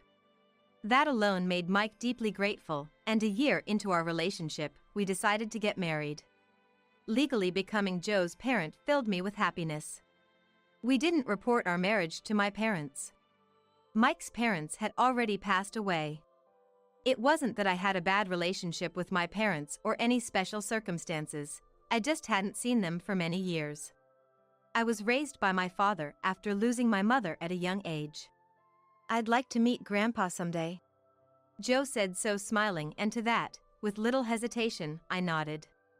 After getting married, I tried harder than ever to cook for Joe and do as much motherly things as possible. But I had no motherly role model. My father was always busy with work, and I don't have many memories of being doted on. Young women, who seemed to be employees at my father's glass factory, would come to keep me company and cook for me in turns. The sound of glass clinking, echoing from the nearby factory until night, still lingers in my ears. When I went to see my father at the factory wanting to see him, I was scolded severely. So, I hid in the shadows and watched him from a distance. From afar, I watched my father staring at the molten glass in the dark factory. There was a very small flower bed in the corner of the factory, where white star-shaped flowers bloomed. I remember vividly picking one of those white flowers and waiting at home alone. As I waited for Mike's return, confirming Joe had fallen asleep, the thought of my father suddenly crossed my mind. I should visit my father. I want to introduce Mike and Joe to him. I was curious about his reaction. As I was about to look up my father's contact on my mobile phone, an unknown number called. I answered the phone. It was cold. The voice of a woman I didn't know, the content, the air, everything felt cold. It was the news that Mike had suddenly collapsed at work and was taken to the hospital by ambulance. I wanted to rush there, but hesitated because Joe was sleeping. And that hesitation is something I would regret for the rest of my life. An hour after being taken to the hospital, I was informed that Mike had passed away. The doctor later explained it seemed to be a heart attack. The cause of death didn't matter to me. What I wanted to know was not why Mike died, but how Joe and I were supposed to live without him. I didn't cry even after Mike died. It was too sudden, and it didn't feel real. Without much thought, I blandly discussed funeral arrangements with the funeral home the hospital referred, and the proceedings went on mechanically. Joe, like me, probably couldn't grasp the reality. Sitting in the funeral home chair with the same expression as always, I looked boredly at the floor. A flamboyantly dressed woman appeared, and Mike's relatives started to argue with her after she approached them. I couldn't hear the conversation clearly, but she was Emma, Mike's divorced ex-wife, seemingly pressing about an inheritance or the lack thereof. Desperately, the relatives explained. There's nothing like that. Amidst this, it felt like someone had asked what would become of Joe. Emma yelling caused quite a scene at the funeral. I have no intention of taking Joe in. Just put him in some facility or something. Can't you see he's the one who's hurt the most? Can you not speak so thoughtlessly? Oh, are you Mike's new wife? I heard about you. He died shortly after getting remarried, right? What are you going to do in this situation? You have no connection to Joe at all. You can't possibly feel a bond after just 1 month of being a parent and child, can you? As I continued to glare silently, Emma shrugged and smirked. You seem young. You'd better make a choice you won't regret. With those parting words, she left the funeral home. Despite his real mother making an appearance for the first time in a while, Joe never once looked up. Everyone seemed to show sympathy for Joe, but their attitudes changed after witnessing the ex-wife's behavior. It's clear, being the child of such a mother, that child is beyond help too. Whispers began circulating that it's impossible to fight blood and how there's no obligation to raise a child not related by blood. Eventually, Mike's relatives started making selfish remarks. Who's going to take Joe in? Your place, maybe? We definitely can't. Are you okay? Want to go to another room? Hey, you don't need to care for me. I can just go to a facility or something. feeling a tightness in my chest. Before I could even think, I was hugging Joe. I could feel the cold stares from those around us. Someone said loud enough for me to hear, "Raising a dead husband's child, are you out of your mind?" That's when my emotions surged. Stepping away from Joe, I clenched his hand and shouted at the relatives watching from a distance. "No matter what anyone says, I will raise this child properly." "Calm down a bit. You have no obligation to do this. Honestly, it would be better for your future to just put him in a facility." "Shut up. Even if I'm alone, I'll make sure to raise him right." My defiant declaration was met with skepticism by everyone at the funeral home. What would become of Joe's life if I also disappeared from his side now that Mike was gone? I won't let him be lonely like I was as a child. I refused to let that happen.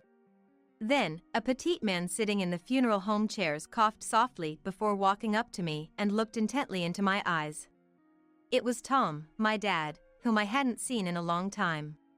"Are you saying you'll raise that child by yourself?" "Yes. I will make something of Mike's child." "Don't joke. You have no idea how hard that's going to be." Dad suddenly pulled Joe's arm towards him and stormed out of the funeral home. Ignoring the other relatives' stunned reactions, we faced each other in the parking lot just outside. I followed and tried to pull Joe away from my father, but was pushed back with a strength that belied his small stature. "Your name's Joe, right? I'm your grandfather." "What?" "Yeah. How about it? You'd have to move, but would you come live with me? There's a factory near my house where I work. It's a bit noisy." As Joe struggled to respond to the sudden invitation, Dad turned to me with a sad look and said, "Nancy, come home." He suggested it would be sad and difficult for a child to be raised by just a woman, and that I should come back to my family home. After the funeral, the relatives stopped bothering me with unnecessary comments. It was as if they no longer wanted to be involved with Joe and I. I had been determined to raise Joe on my own, but it was just bravado. I was actually scared, anxious, and wanted to disappear. Joe hadn't cried since Mike passed away. And I hadn't yet felt the reality of his death, nor had I felt truly sad. But when Dad reached out to me with a look of concern, something inside me broke free, and I found myself crying in my dad's arms like a child. "Are you okay?" I felt Joe watching me as I continued to cry. After that, Joe and I vacated our apartment and left home. Dad came to pick us up, and we headed to my childhood home in his car. The scenery passing by the car window seemed melancholic, making me feel as if the memories I had with Mike were drifting further away. Upon returning home, a new life for Joe and I began. From his first day at the new school, something was off about Joe. I casually encouraged him, saying it's not easy to make friends right away, and sent him off to school as usual the next day. I started helping out at the glass factory my father ran. Inside the factory, a few male craftsmen were blowing glass to make dishes. My job was to inspect the finished glass products, picking up each item one by one and wiping it down with a cloth. I felt deeply moved, now as an adult doing the very work I was scolded for watching from a distance as a child because it was dangerous. Among the employees, there was a veteran lady who used to take care of me, and she happily remarked how the once little Nancy was all grown up. Though Dad no longer manufactures glass as an active craftsman, he was chatting with what seemed like a salesperson at a small desk near the workshop. I occasionally watched the glass blowing process from the corner of my eye while doing my job. The sight of the molten glass glowing orange in the furnace, being gathered on the end of a long rod and blown into a balloon-like shape, was nothing short of magnificent. I felt a slight desire to try it myself. But there was no atmosphere for beginners to experience glass blowing in this factory. The craftsmen worked silently, fluidly forming glass. Realizing that my father was the one leading these skilled craftsmen filled me with a bit of pride. At that time, I believe I was doing my best to adapt to this unfamiliar new life. And Joe probably was too. At a school PTA meeting, a nosy parent told me about Joe's situation at school. It seemed that the fact Joe and I were not blood-related had already become a neighborhood rumor, and many students at his school were talking behind his back. Hearing this left me with a heavy heart as I started to walk, filled with various thoughts. I had been completely unaware of this, unable to even imagine it. It was something I should have considered, yet it had never crossed my mind. Mostly, I was overrun with regrets, excuses, a desire to escape, and the strong wish that Mike was still here with me. Returning home, I walked down the hallway and knocked on Joe's room door. "Joe, can I come in?" "Don't open it." Joe's somewhat hoarse voice came through. After taking a breath, I quietly said, "I'm sorry." "Joe, if you're okay with it, could you tell me about what's happening at school?" Joe didn't respond. I stood in front of the door for a while before eventually giving up and starting to prepare dinner. Day by day, conversations with Joe dwindled. Perhaps he sensed my forced smiles as I tried to inquire about school. He stopped sharing anything about his daily life. Eventually, Joe stopped going to school and began shutting himself in his room, living like a recluse. Though he was supposed to be at school in the mornings, it seemed he returned home after I left for work. Even at work, where I needed to concentrate, I found myself thinking about Joe, leading to mistakes like dropping freshly made glassware and getting scolded. Dad noticed my distress and offered to talk with me. However, I felt unable to share my troubles with my father, who had left me to focus on his work during my childhood. Yet, Dad kept calling me after work. "Talk to me if something's wrong," he would repeatedly say. Despite his insistence, I couldn't bring myself to confide in Dad.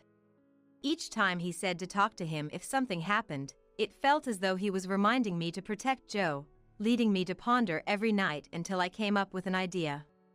One morning, I quietly handed Joe a mobile phone while he was eating breakfast. Seeing his suddenly brightened expression, I smiled a little. "I bought a mobile phone, matching with mine. If it's hard to talk about school stuff, you can text me. I might be able to help." "Okay." Joe carefully cradled the new mobile phone placed on the table with both hands. For a while, there was no contact from Joe. Considering I hadn't had time to teach him how to use the mobile phone, it seemed natural, until one day, I suddenly received a message. It was written that he had learned how to use the mobile phone from a kind employee at the glass factory, so he decided to send a message. Gradually, though sparingly, he began to share things about school through messages.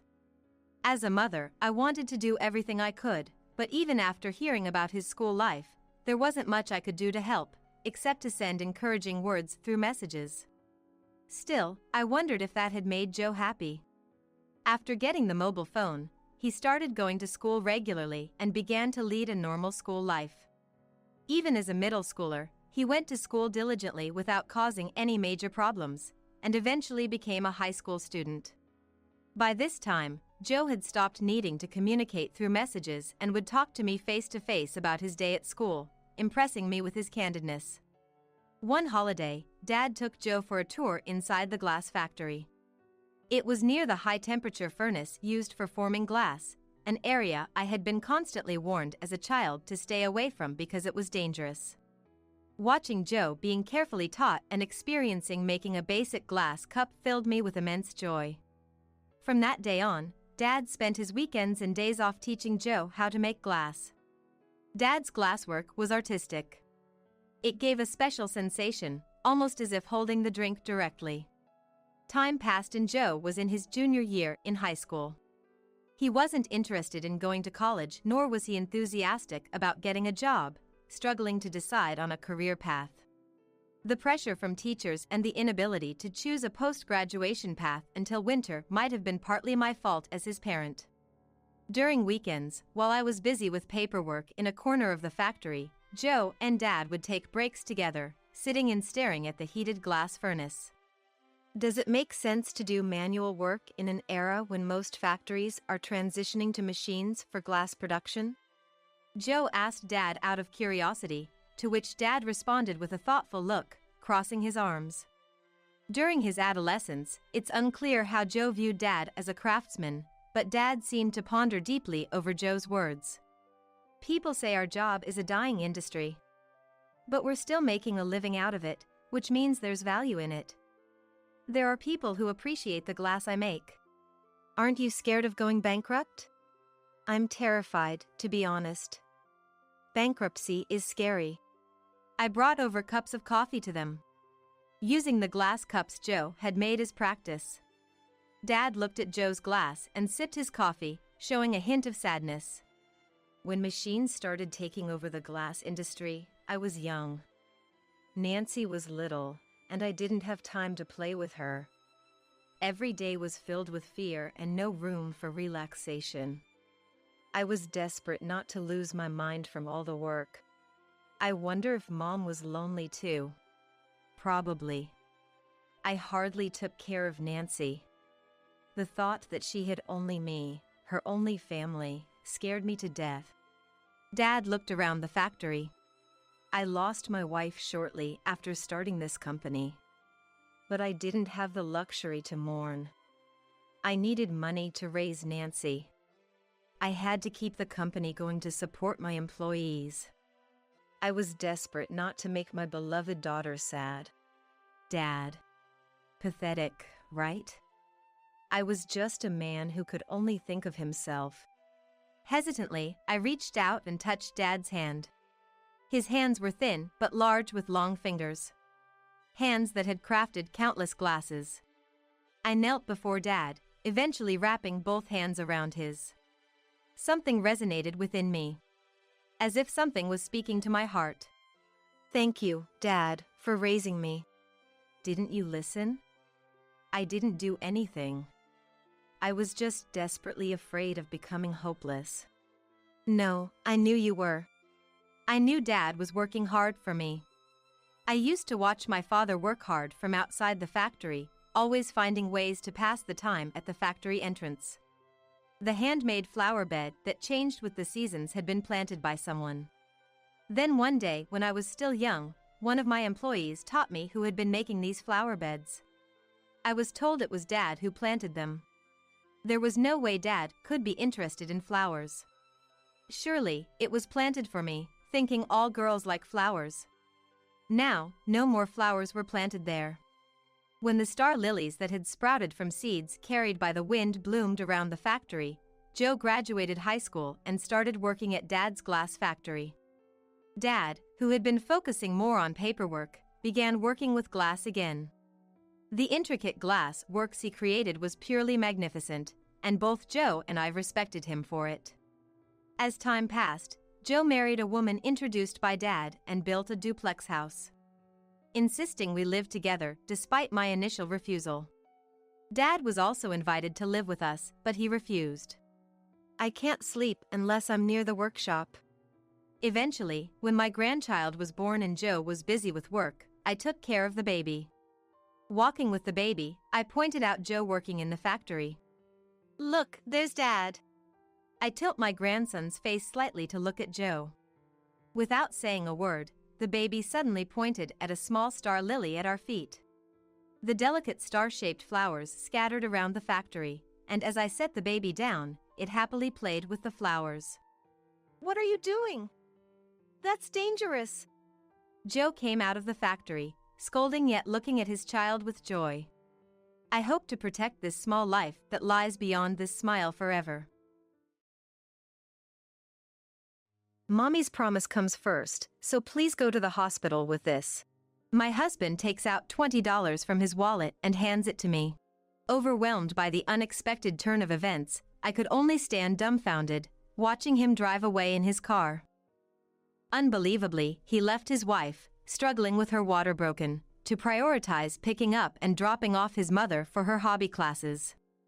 Despite the harassment from his mother and the numerous difficulties I faced, I tolerated it all, thinking of our soon-to-be-born child. But now, it's clear to me. Someone who treats their child so poorly doesn't deserve to be a parent. Bearing the recurring pain, I made up my mind to face childbirth alone. My name is Kristen. I married Scott right after graduating from college. Scott and I have an age difference of 3 years, and we have led a fairly happy life. He was one of my college clubmates. He seemed to have taken a liking to me when I joined as a freshman, and looking back, his passionate advances were almost embarrassing. As a young adult, a guy's appealing inevitably seemed cool, and I reciprocated his affection, leading to a smooth relationship from 3 months after my enrollment until graduation. Even after marriage, he was deeply in love with me, so I never worried about infidelity. He boasted at work about his happiness in returning home on time every day to eat the dinner I cooked while it was still warm, so I doubted any woman would intentionally approach him. However, he has always been particularly kind to women, attracting some attention. But since he was always devoted to me, I never let my gaze wander. Yet, there's a reason why I described our seemingly perfect marriage as fairly happy. That reason is his mother, Evelyn's presence. I thought the mother-in-law and daughter-in-law conflict was a thing of the past, but she frowned upon seeing me. "What's the purpose for today?" It was all of a sudden. "You should have informed me in advance so that I could be prepared properly. Besides, you have no gifts even being invited home. It's just bad manners. You knew you were meeting us, you should have taken care of all of these." "Oh, dear, why don't you leave my son and go home today?" That's what she said during my first visit to my in-laws' house before our marriage, and being still young, I turned pale with fear. Although I told her about the schedule to visit beforehand, indeed, I should have brought some gifts to meet Evely for the first time at her house. Feeling embarrassed and frustrated at being seen through, I remained downcast for a while. It was my fault for the etiquette breach, but if Evelyn had been a bit more restrained in her words, I wouldn't have been so upset. Because of my failure, I was virtually separated from Scott and had to return home alone from my first visit to my in-laws, leading to a phone call from Scott later. "Mommy was nervous and ended up being a bit harsh. She actually likes you, Kristen, so don't worry. She approves of our marriage and really wants you to visit again." At that moment, I was infuriated by his optimistic tone. He didn't advise me before visiting her house and wouldn't stop Evelyn when she insulted me right in front of him. Her wanting me to visit again was undoubtedly not her true intention. Would marrying him mean being pressured into living together and facing daily harassment? Surprisingly, she made no such suggestions when I decided to marry Scott. However, relieved for only a moment, she began frequently summoning Scott to her house. "Just when you finally graduated from a distant university and got a job locally, you're getting married. I've been so lonely. Why don't you let Kristen have a break and stay with me for a week or so?" Such messages would arrive for Scott, terrifying me. Showing me the message, he asked, "What should we do?" In his place, I called Evelyn right there and then.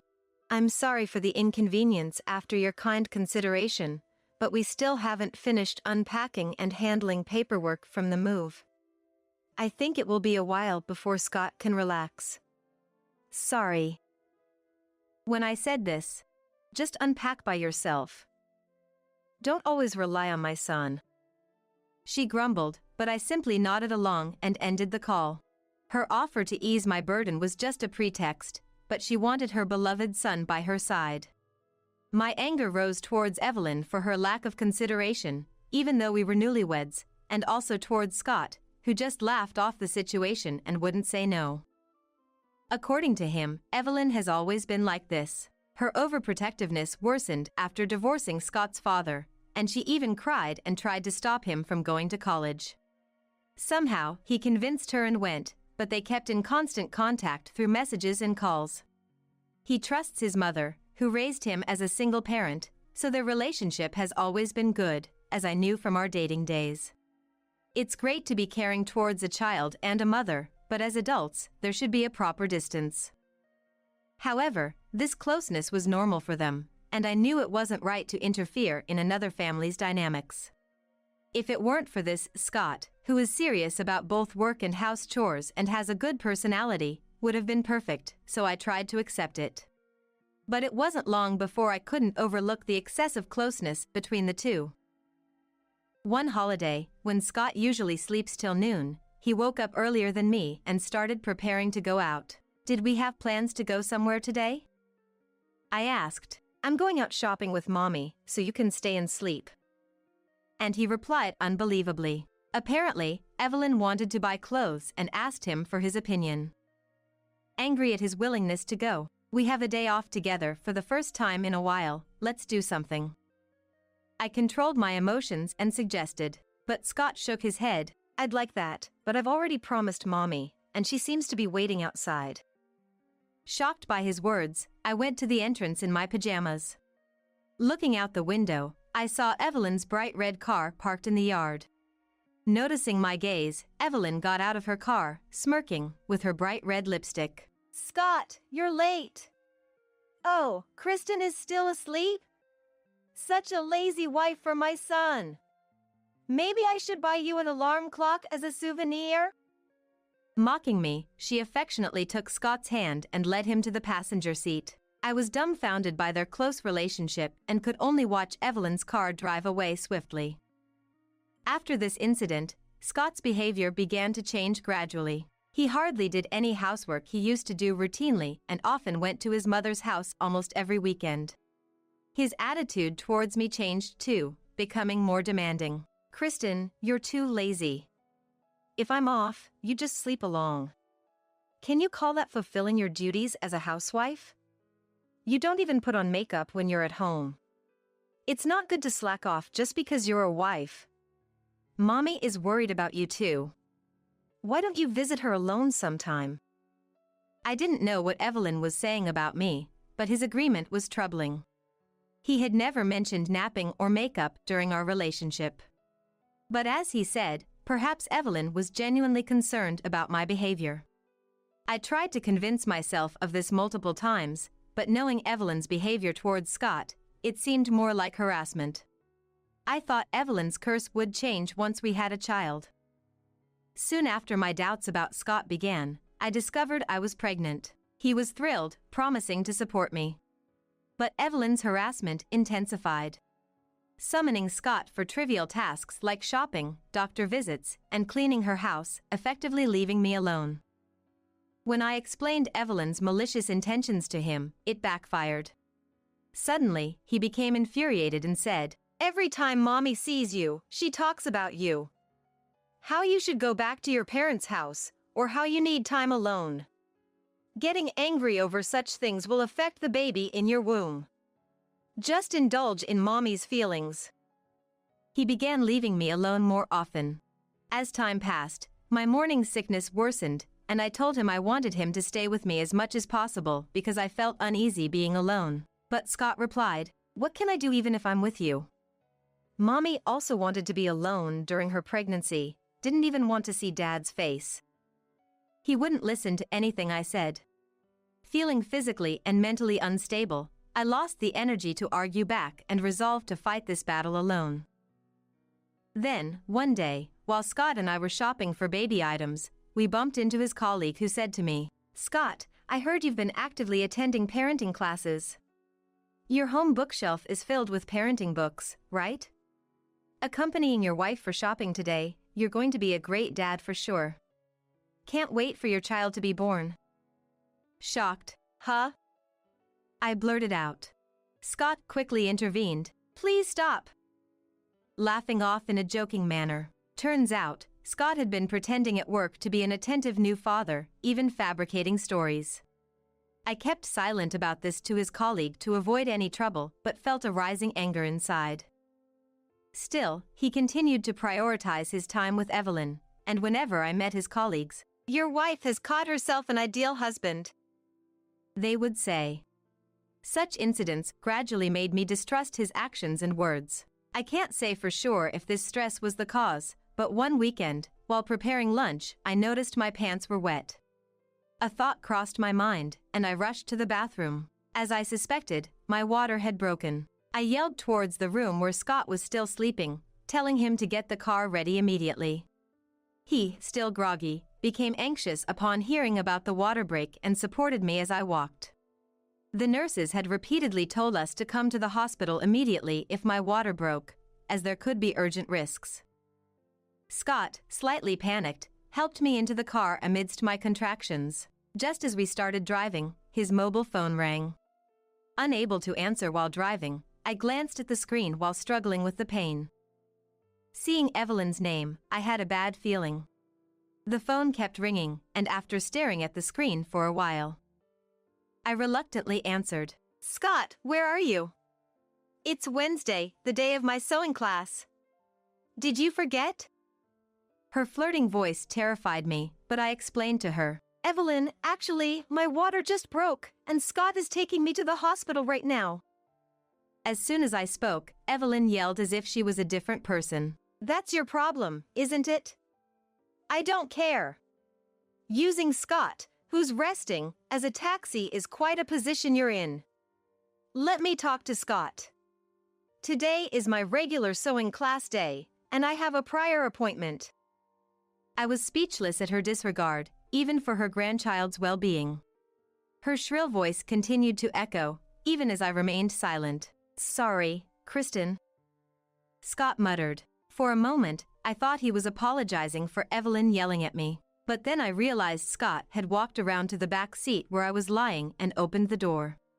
Confused and enduring the pain, I was stunned. Then he said, I had promised to drive Mommy, so could you take a taxi or an ambulance from here? I'll definitely catch up later, so go ahead. Wait a minute. Are you prioritizing a sewing class over your own child? Since you won't listen to me, please convince Evelyn yourself. The pain is getting worse, hurry. I raised my voice out of desperation, but he, frowning as well, replied, It's a weekly commitment, can't be helped, right? I'm sorry I forgot to tell you about it.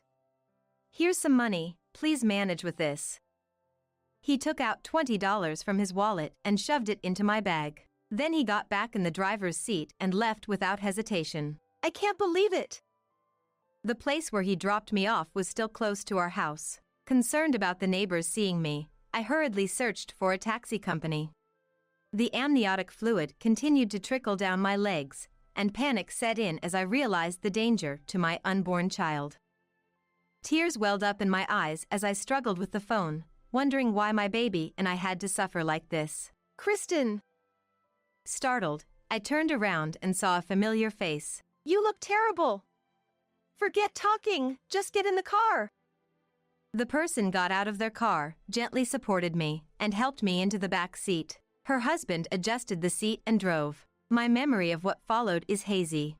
Upon reaching the hospital, I was quickly wheeled in a wheelchair and taken to a prepared room by nurses. The pain was so severe that I was moaning, but I was told there was still time before delivery, so I rested there. The pain was so intense that I nearly lost consciousness, and suddenly, my mobile phone rang. Thinking it might be a callback from a call to my mother during the journey, I was shocked to see it was Scott. Looking at the clock, it was already evening. 3 hours had passed since I left, and in disbelief, I decided not to answer. But as the calls persisted, I answered in irritation. Kristen, help me. I want you to explain the situation. Not a single word of concern for me, and I had no idea what had happened to him. Help me. That's it. Even if he was being eaten by a crocodile, I had no obligation to help someone who could abandon his own child. Who do you think you are, saying such things? I yelled through the phone at him and hung up. Some time later, I went into labor alone. Though I wished for Scott's support, I was better off without a foolish man who couldn't prioritize correctly. Instead, a kind nurse supported me, and by late night, my much-awaited baby was born safely. Exhausted, I fell asleep quickly after the birth. The next morning, a nurse came to my room first thing to tell me that Scott had come. Apparently, he had arrived right after the birth, but seeing how deeply I was sleeping, the nurse kindly sent him away. Honestly, I felt I never needed to see him again. But when he entered the room, looking tired, I couldn't help but ask him what happened. The person who picked me up and took me to the hospital was Misty, an older lady in the neighborhood with whom I was always friendly. She had been like a mother to me, caring for me like her own daughter since I was newly married and insecure. When she asked about Scott in the car, I told her he was taking Evelyn to her hobby class, and she got angry as if it were her own matter. Little did I know that this would end up cornering Scott. After dropping me off, Misty spread the story throughout the neighborhood. Being sociable and always chatting with friends, her influence was significant, and her friends seemed to have confronted Scott en masse. The trouble that he wanted help with was apparently this situation. With that, a huge commotion had formed around our house with many people gathering. As panicked as he was, seeking my help in that situation was clearly a lack of intelligence. I hadn't heard from Evelyn at all, and my mind was already made up. I'm sorry, but can you leave? I'm not feeling well, and my parents are about to arrive. Do our parents know about this? I want to apologize. Can I stay? He spoke in a pitiful, muttering voice. What are you saying? I don't care about your apologies. I'm busy, so please leave. Don't say that. Where's the baby? I just want to see her and then I'll go. Just leave. There are other pregnant women here, so get out. I replied coldly and, as he still stood there, I turned my back, lay down, and covered myself with a blanket. Hey, I'm sorry. Can you call Mommy for me? I want to send her a picture of the baby. Can I call a nurse?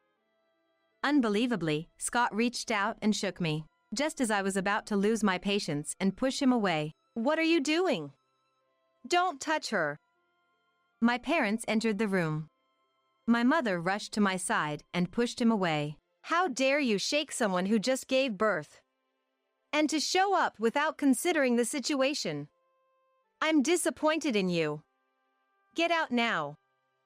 Her fierceness, which I had never seen before, overwhelmed Scott, and he finally left the room. My father followed him, likely giving Scott a thorough scolding. During my hospital stay, I refused to see him and took the baby back to my parents' house after being discharged. Concerned about him doing something, I initiated the divorce over the phone without meeting him. I told him about the divorce papers to be mailed and the compensation claim, ignoring any objections from him. The compensation was for the scrapes and bruises I got when he forcefully made me get out of the car. He tried to make excuses, but I silenced him by mentioning the testimony of Misty and her husband and the photos of the injuries taken that day.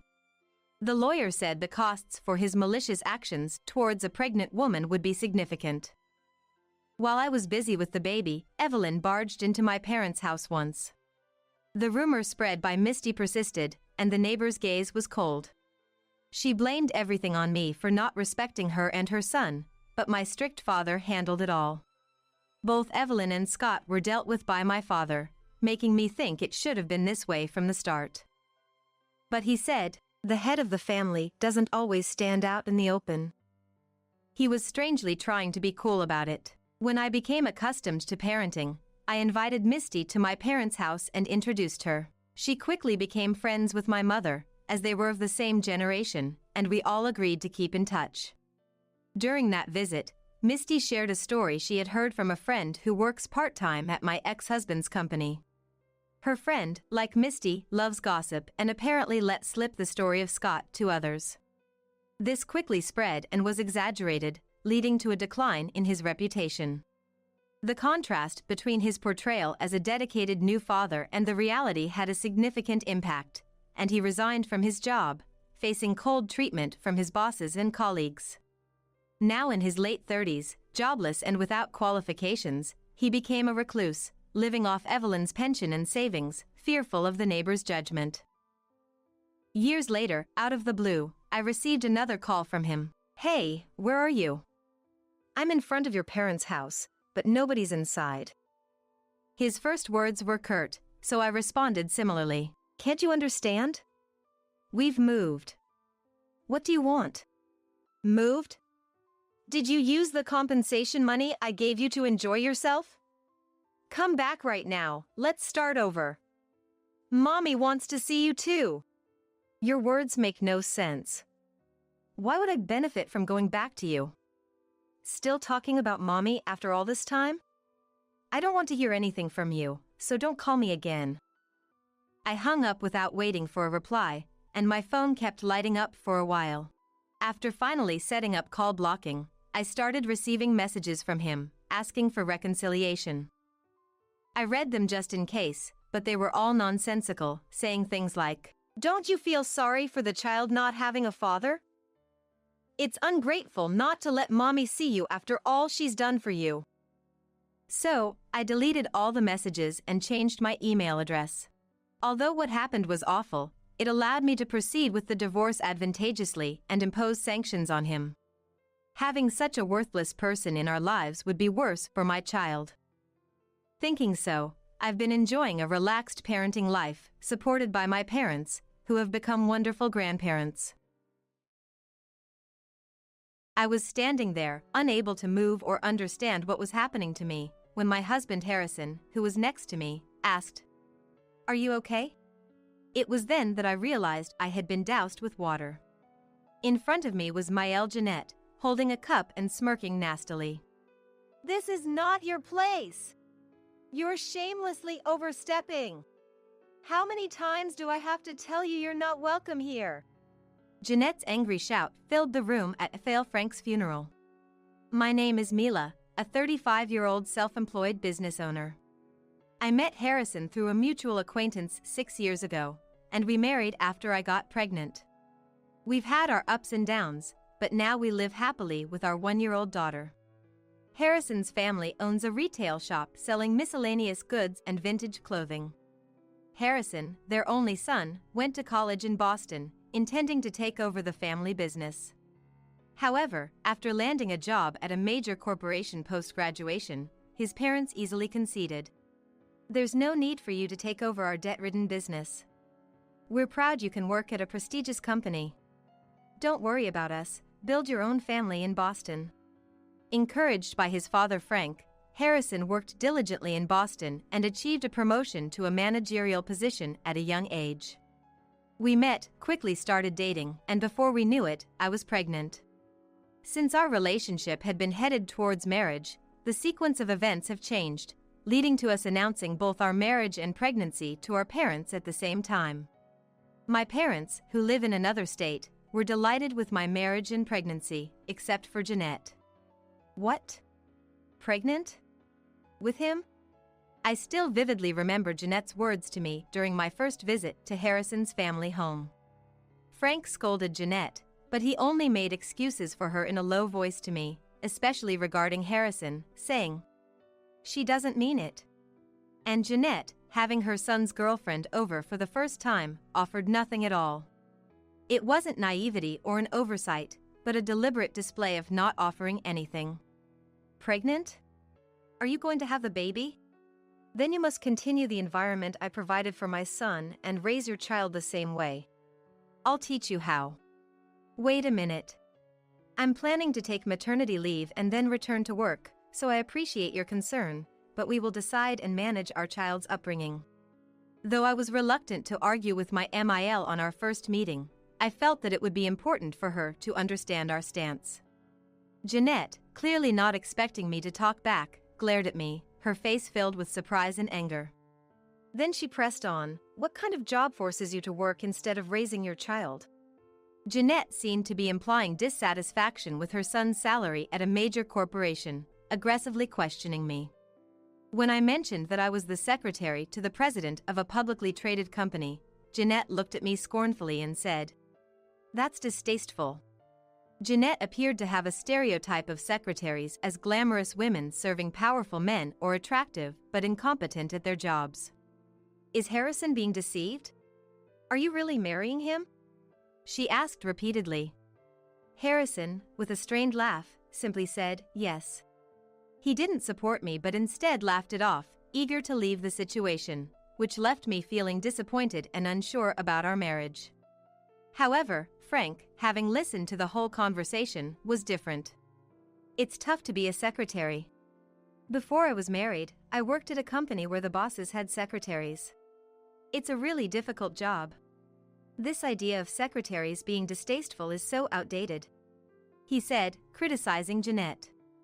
Jeanette, not expecting to be reprimanded, turned red and hastily said, "I need to step out for a bit," and left the house.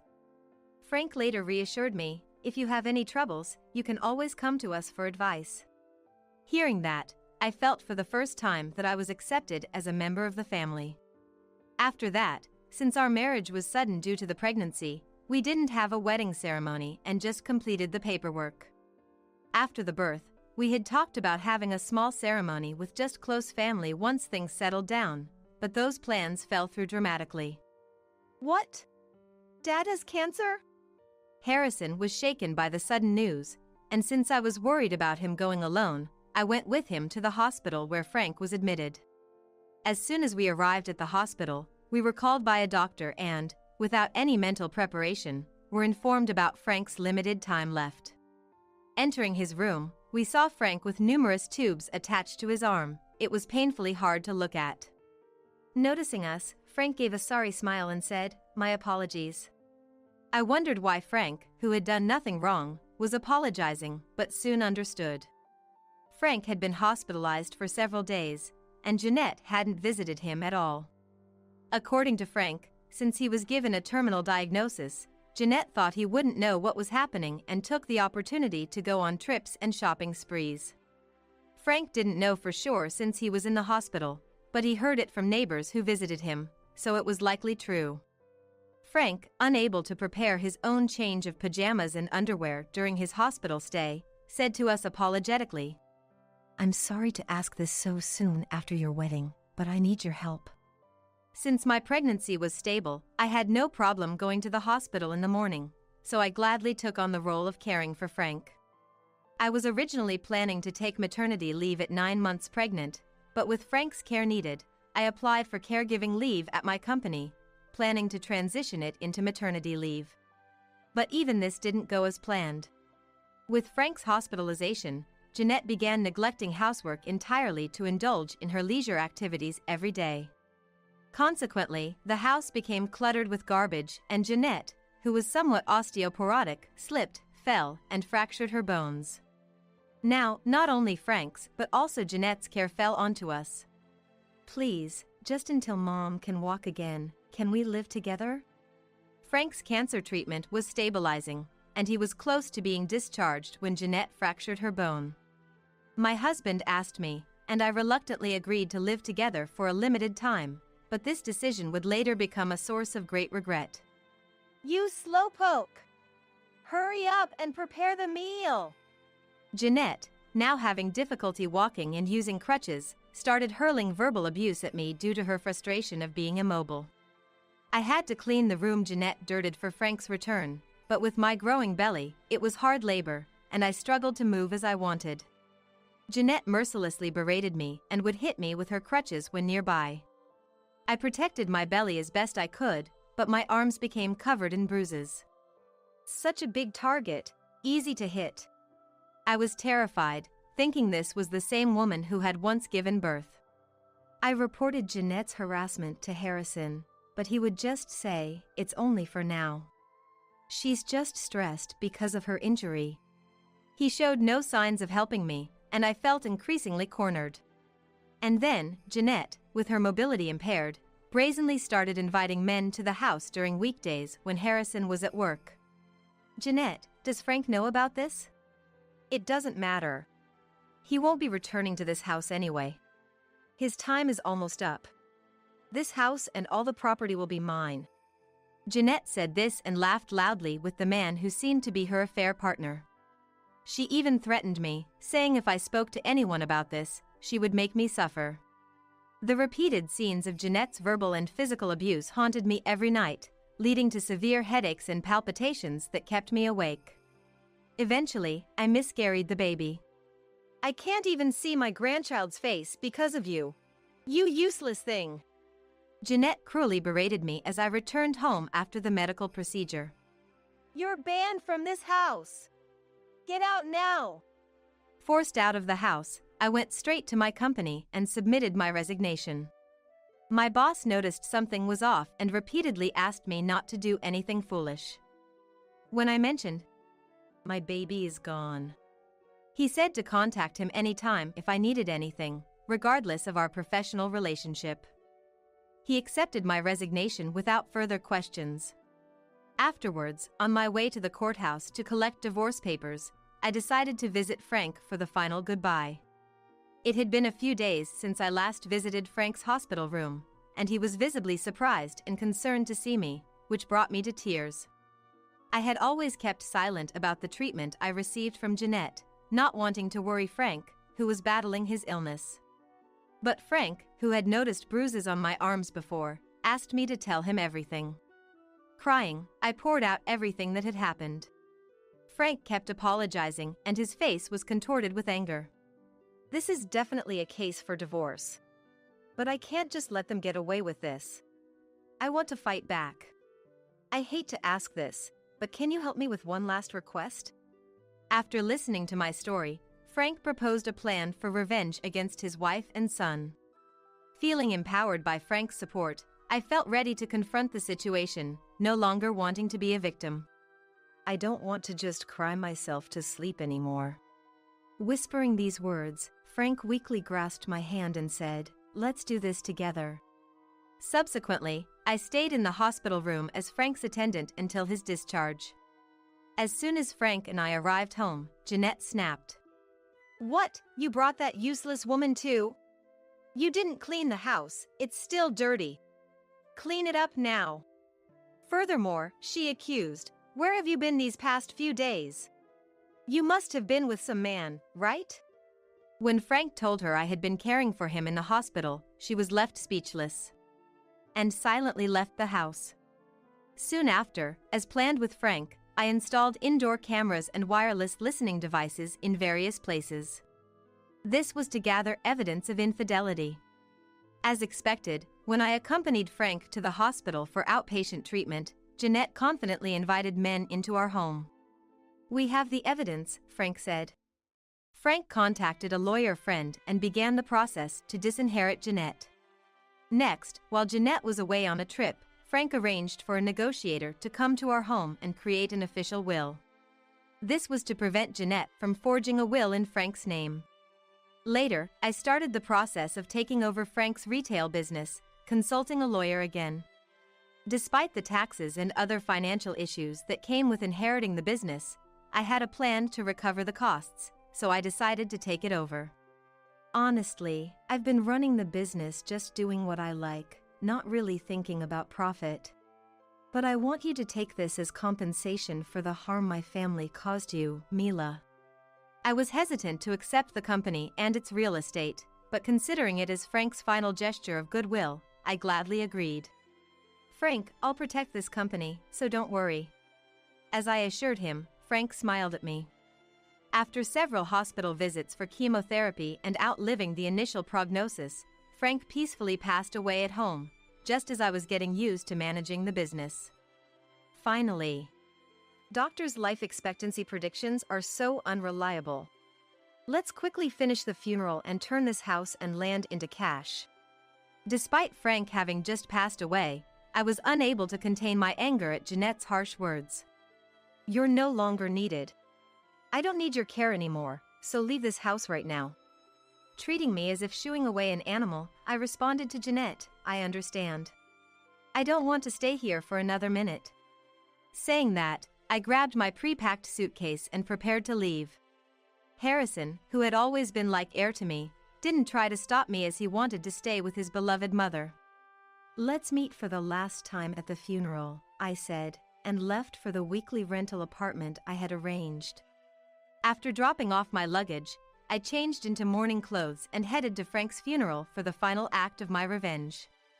Frank, beloved by the local residents, had attracted many people to his funeral.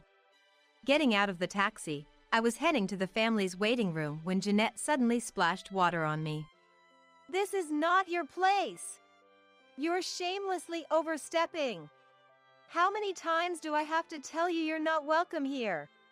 After glaring at Harrison, who was feigning concern, I confronted Jeanette. "It seems you don't understand anything, Jeanette. Are you all right in the head? You'll be the one in trouble when I leave." As I spoke, Jeanette retorted, "Shut up! How dare you, just a son's wife!" and once again threw liquid at me. Even I had to exclaim, "What? If you're going to act like this, I'm leaving, and I won't forgive you no matter how much you cry or yell." With that, I walked away from Jeanette. I intended to take a taxi home immediately, but since the liquid Jeanette had thrown on me turned out to be alcohol, not water, I headed to the restroom to wash it off. It probably wouldn't stain, but I needed to clean the alcohol from my funeral attire and hair.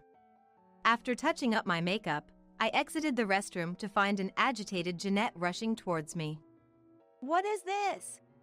Explain yourself. Not understanding what she meant, I listened silently as Jeanette ranted about the existence of another will separate from the one she was holding. Soon, relatives drawn by the commotion began to gather. Jeanette, forging a will is a serious crime, I said. When she acted ignorant, I explained in front of the relatives. Frank had already made a will and stored it with the courts. So the one Jeanette has is a fake. Moreover, because of her forgery, Jeanette has lost her inheritance rights. As Jeanette began to make a scene, denying it, I elaborated further. Originally, Frank didn't want to leave his estate to Jeanette, so he had taken measures while he was alive. The process of disinheritance had already been filed at the court, meaning Jeanette could no longer inherit anything. The reasons are simple: Jeanette's failure to care for her husband, her routine verbal abuse, and her misappropriation and disposal of his property, to name a few. Since Jeanette denied it, I decided to play the recorded conversations from our home to the gathered relatives. I can't be bothered with taking care of my husband. It doesn't pay to be diligent. Since he doesn't have much time left, it doesn't matter what I do, no one will know or care. Once I get the money, I'll be with my boyfriend. Hearing Jeanette's words from the speaker, the relatives were disillusioned. What further cornered Jeanette was her forgery of the will. I informed her that this could lead to losing her inheritance rights in civil terms and even possible imprisonment in criminal terms. Then Jeanette exclaimed, Frank's company exists! That's mine! Unfortunately, it wouldn't become hers. The reason being that I had already completed the business succession, and the company, which was only a storefront operation at the time, flourished under my management. Using my past skills, I launched an e-commerce shop, which turned out to be a success, bringing the company onto a profitable track. Jeanette had always misunderstood that I was merely assisting Frank and had never imagined that I had taken over the management. Jeanette, if you want to take back the company, please save up the taxes you need to pay to the government and then let me know, I said spitefully. Then Jeanette claimed that even if she didn't receive the inheritance, Harrison would. So I turned to Harrison and said, Here are the divorce papers. You understand why I want a divorce, right? It's because you've always ignored Jeanette's harassment and never helped me. I'll be seeking compensation for the mental anguish I've suffered, no matter how small the amount. Also, I'll demand compensation from Jeanette for causing the breakdown of our marriage. Finally, Jeanette broke down, crying, I just want money, anything, and apologized deeply. No matter what Jeanette did, I had no intention of forgiving her. An apology wouldn't bring back my precious baby. With tears of frustration, I left the funeral. Later, the divorce was finalized, and I confirmed that the compensation from Harrison and Jeanette had been fully deposited. It seemed they used the money from selling their family home for the compensation. About a year later, Harrison appeared before me, holding a marriage registration form. I'm really sorry for hurting you. I only realized what true love was after I lost you. Please, let's try again. I've cut ties with my mother, so if it's okay with you, I'd like us to remarry, he said. Having gratitude towards Harrison's father, I couldn't dismiss him outright. Since Jeanette was the main cause of our divorce, I decided to give living together another try, on a trial basis. Months later, a new life arrived for us. Thus, we rebuilt our lives, and despite everything, we now live peacefully as a family of 3.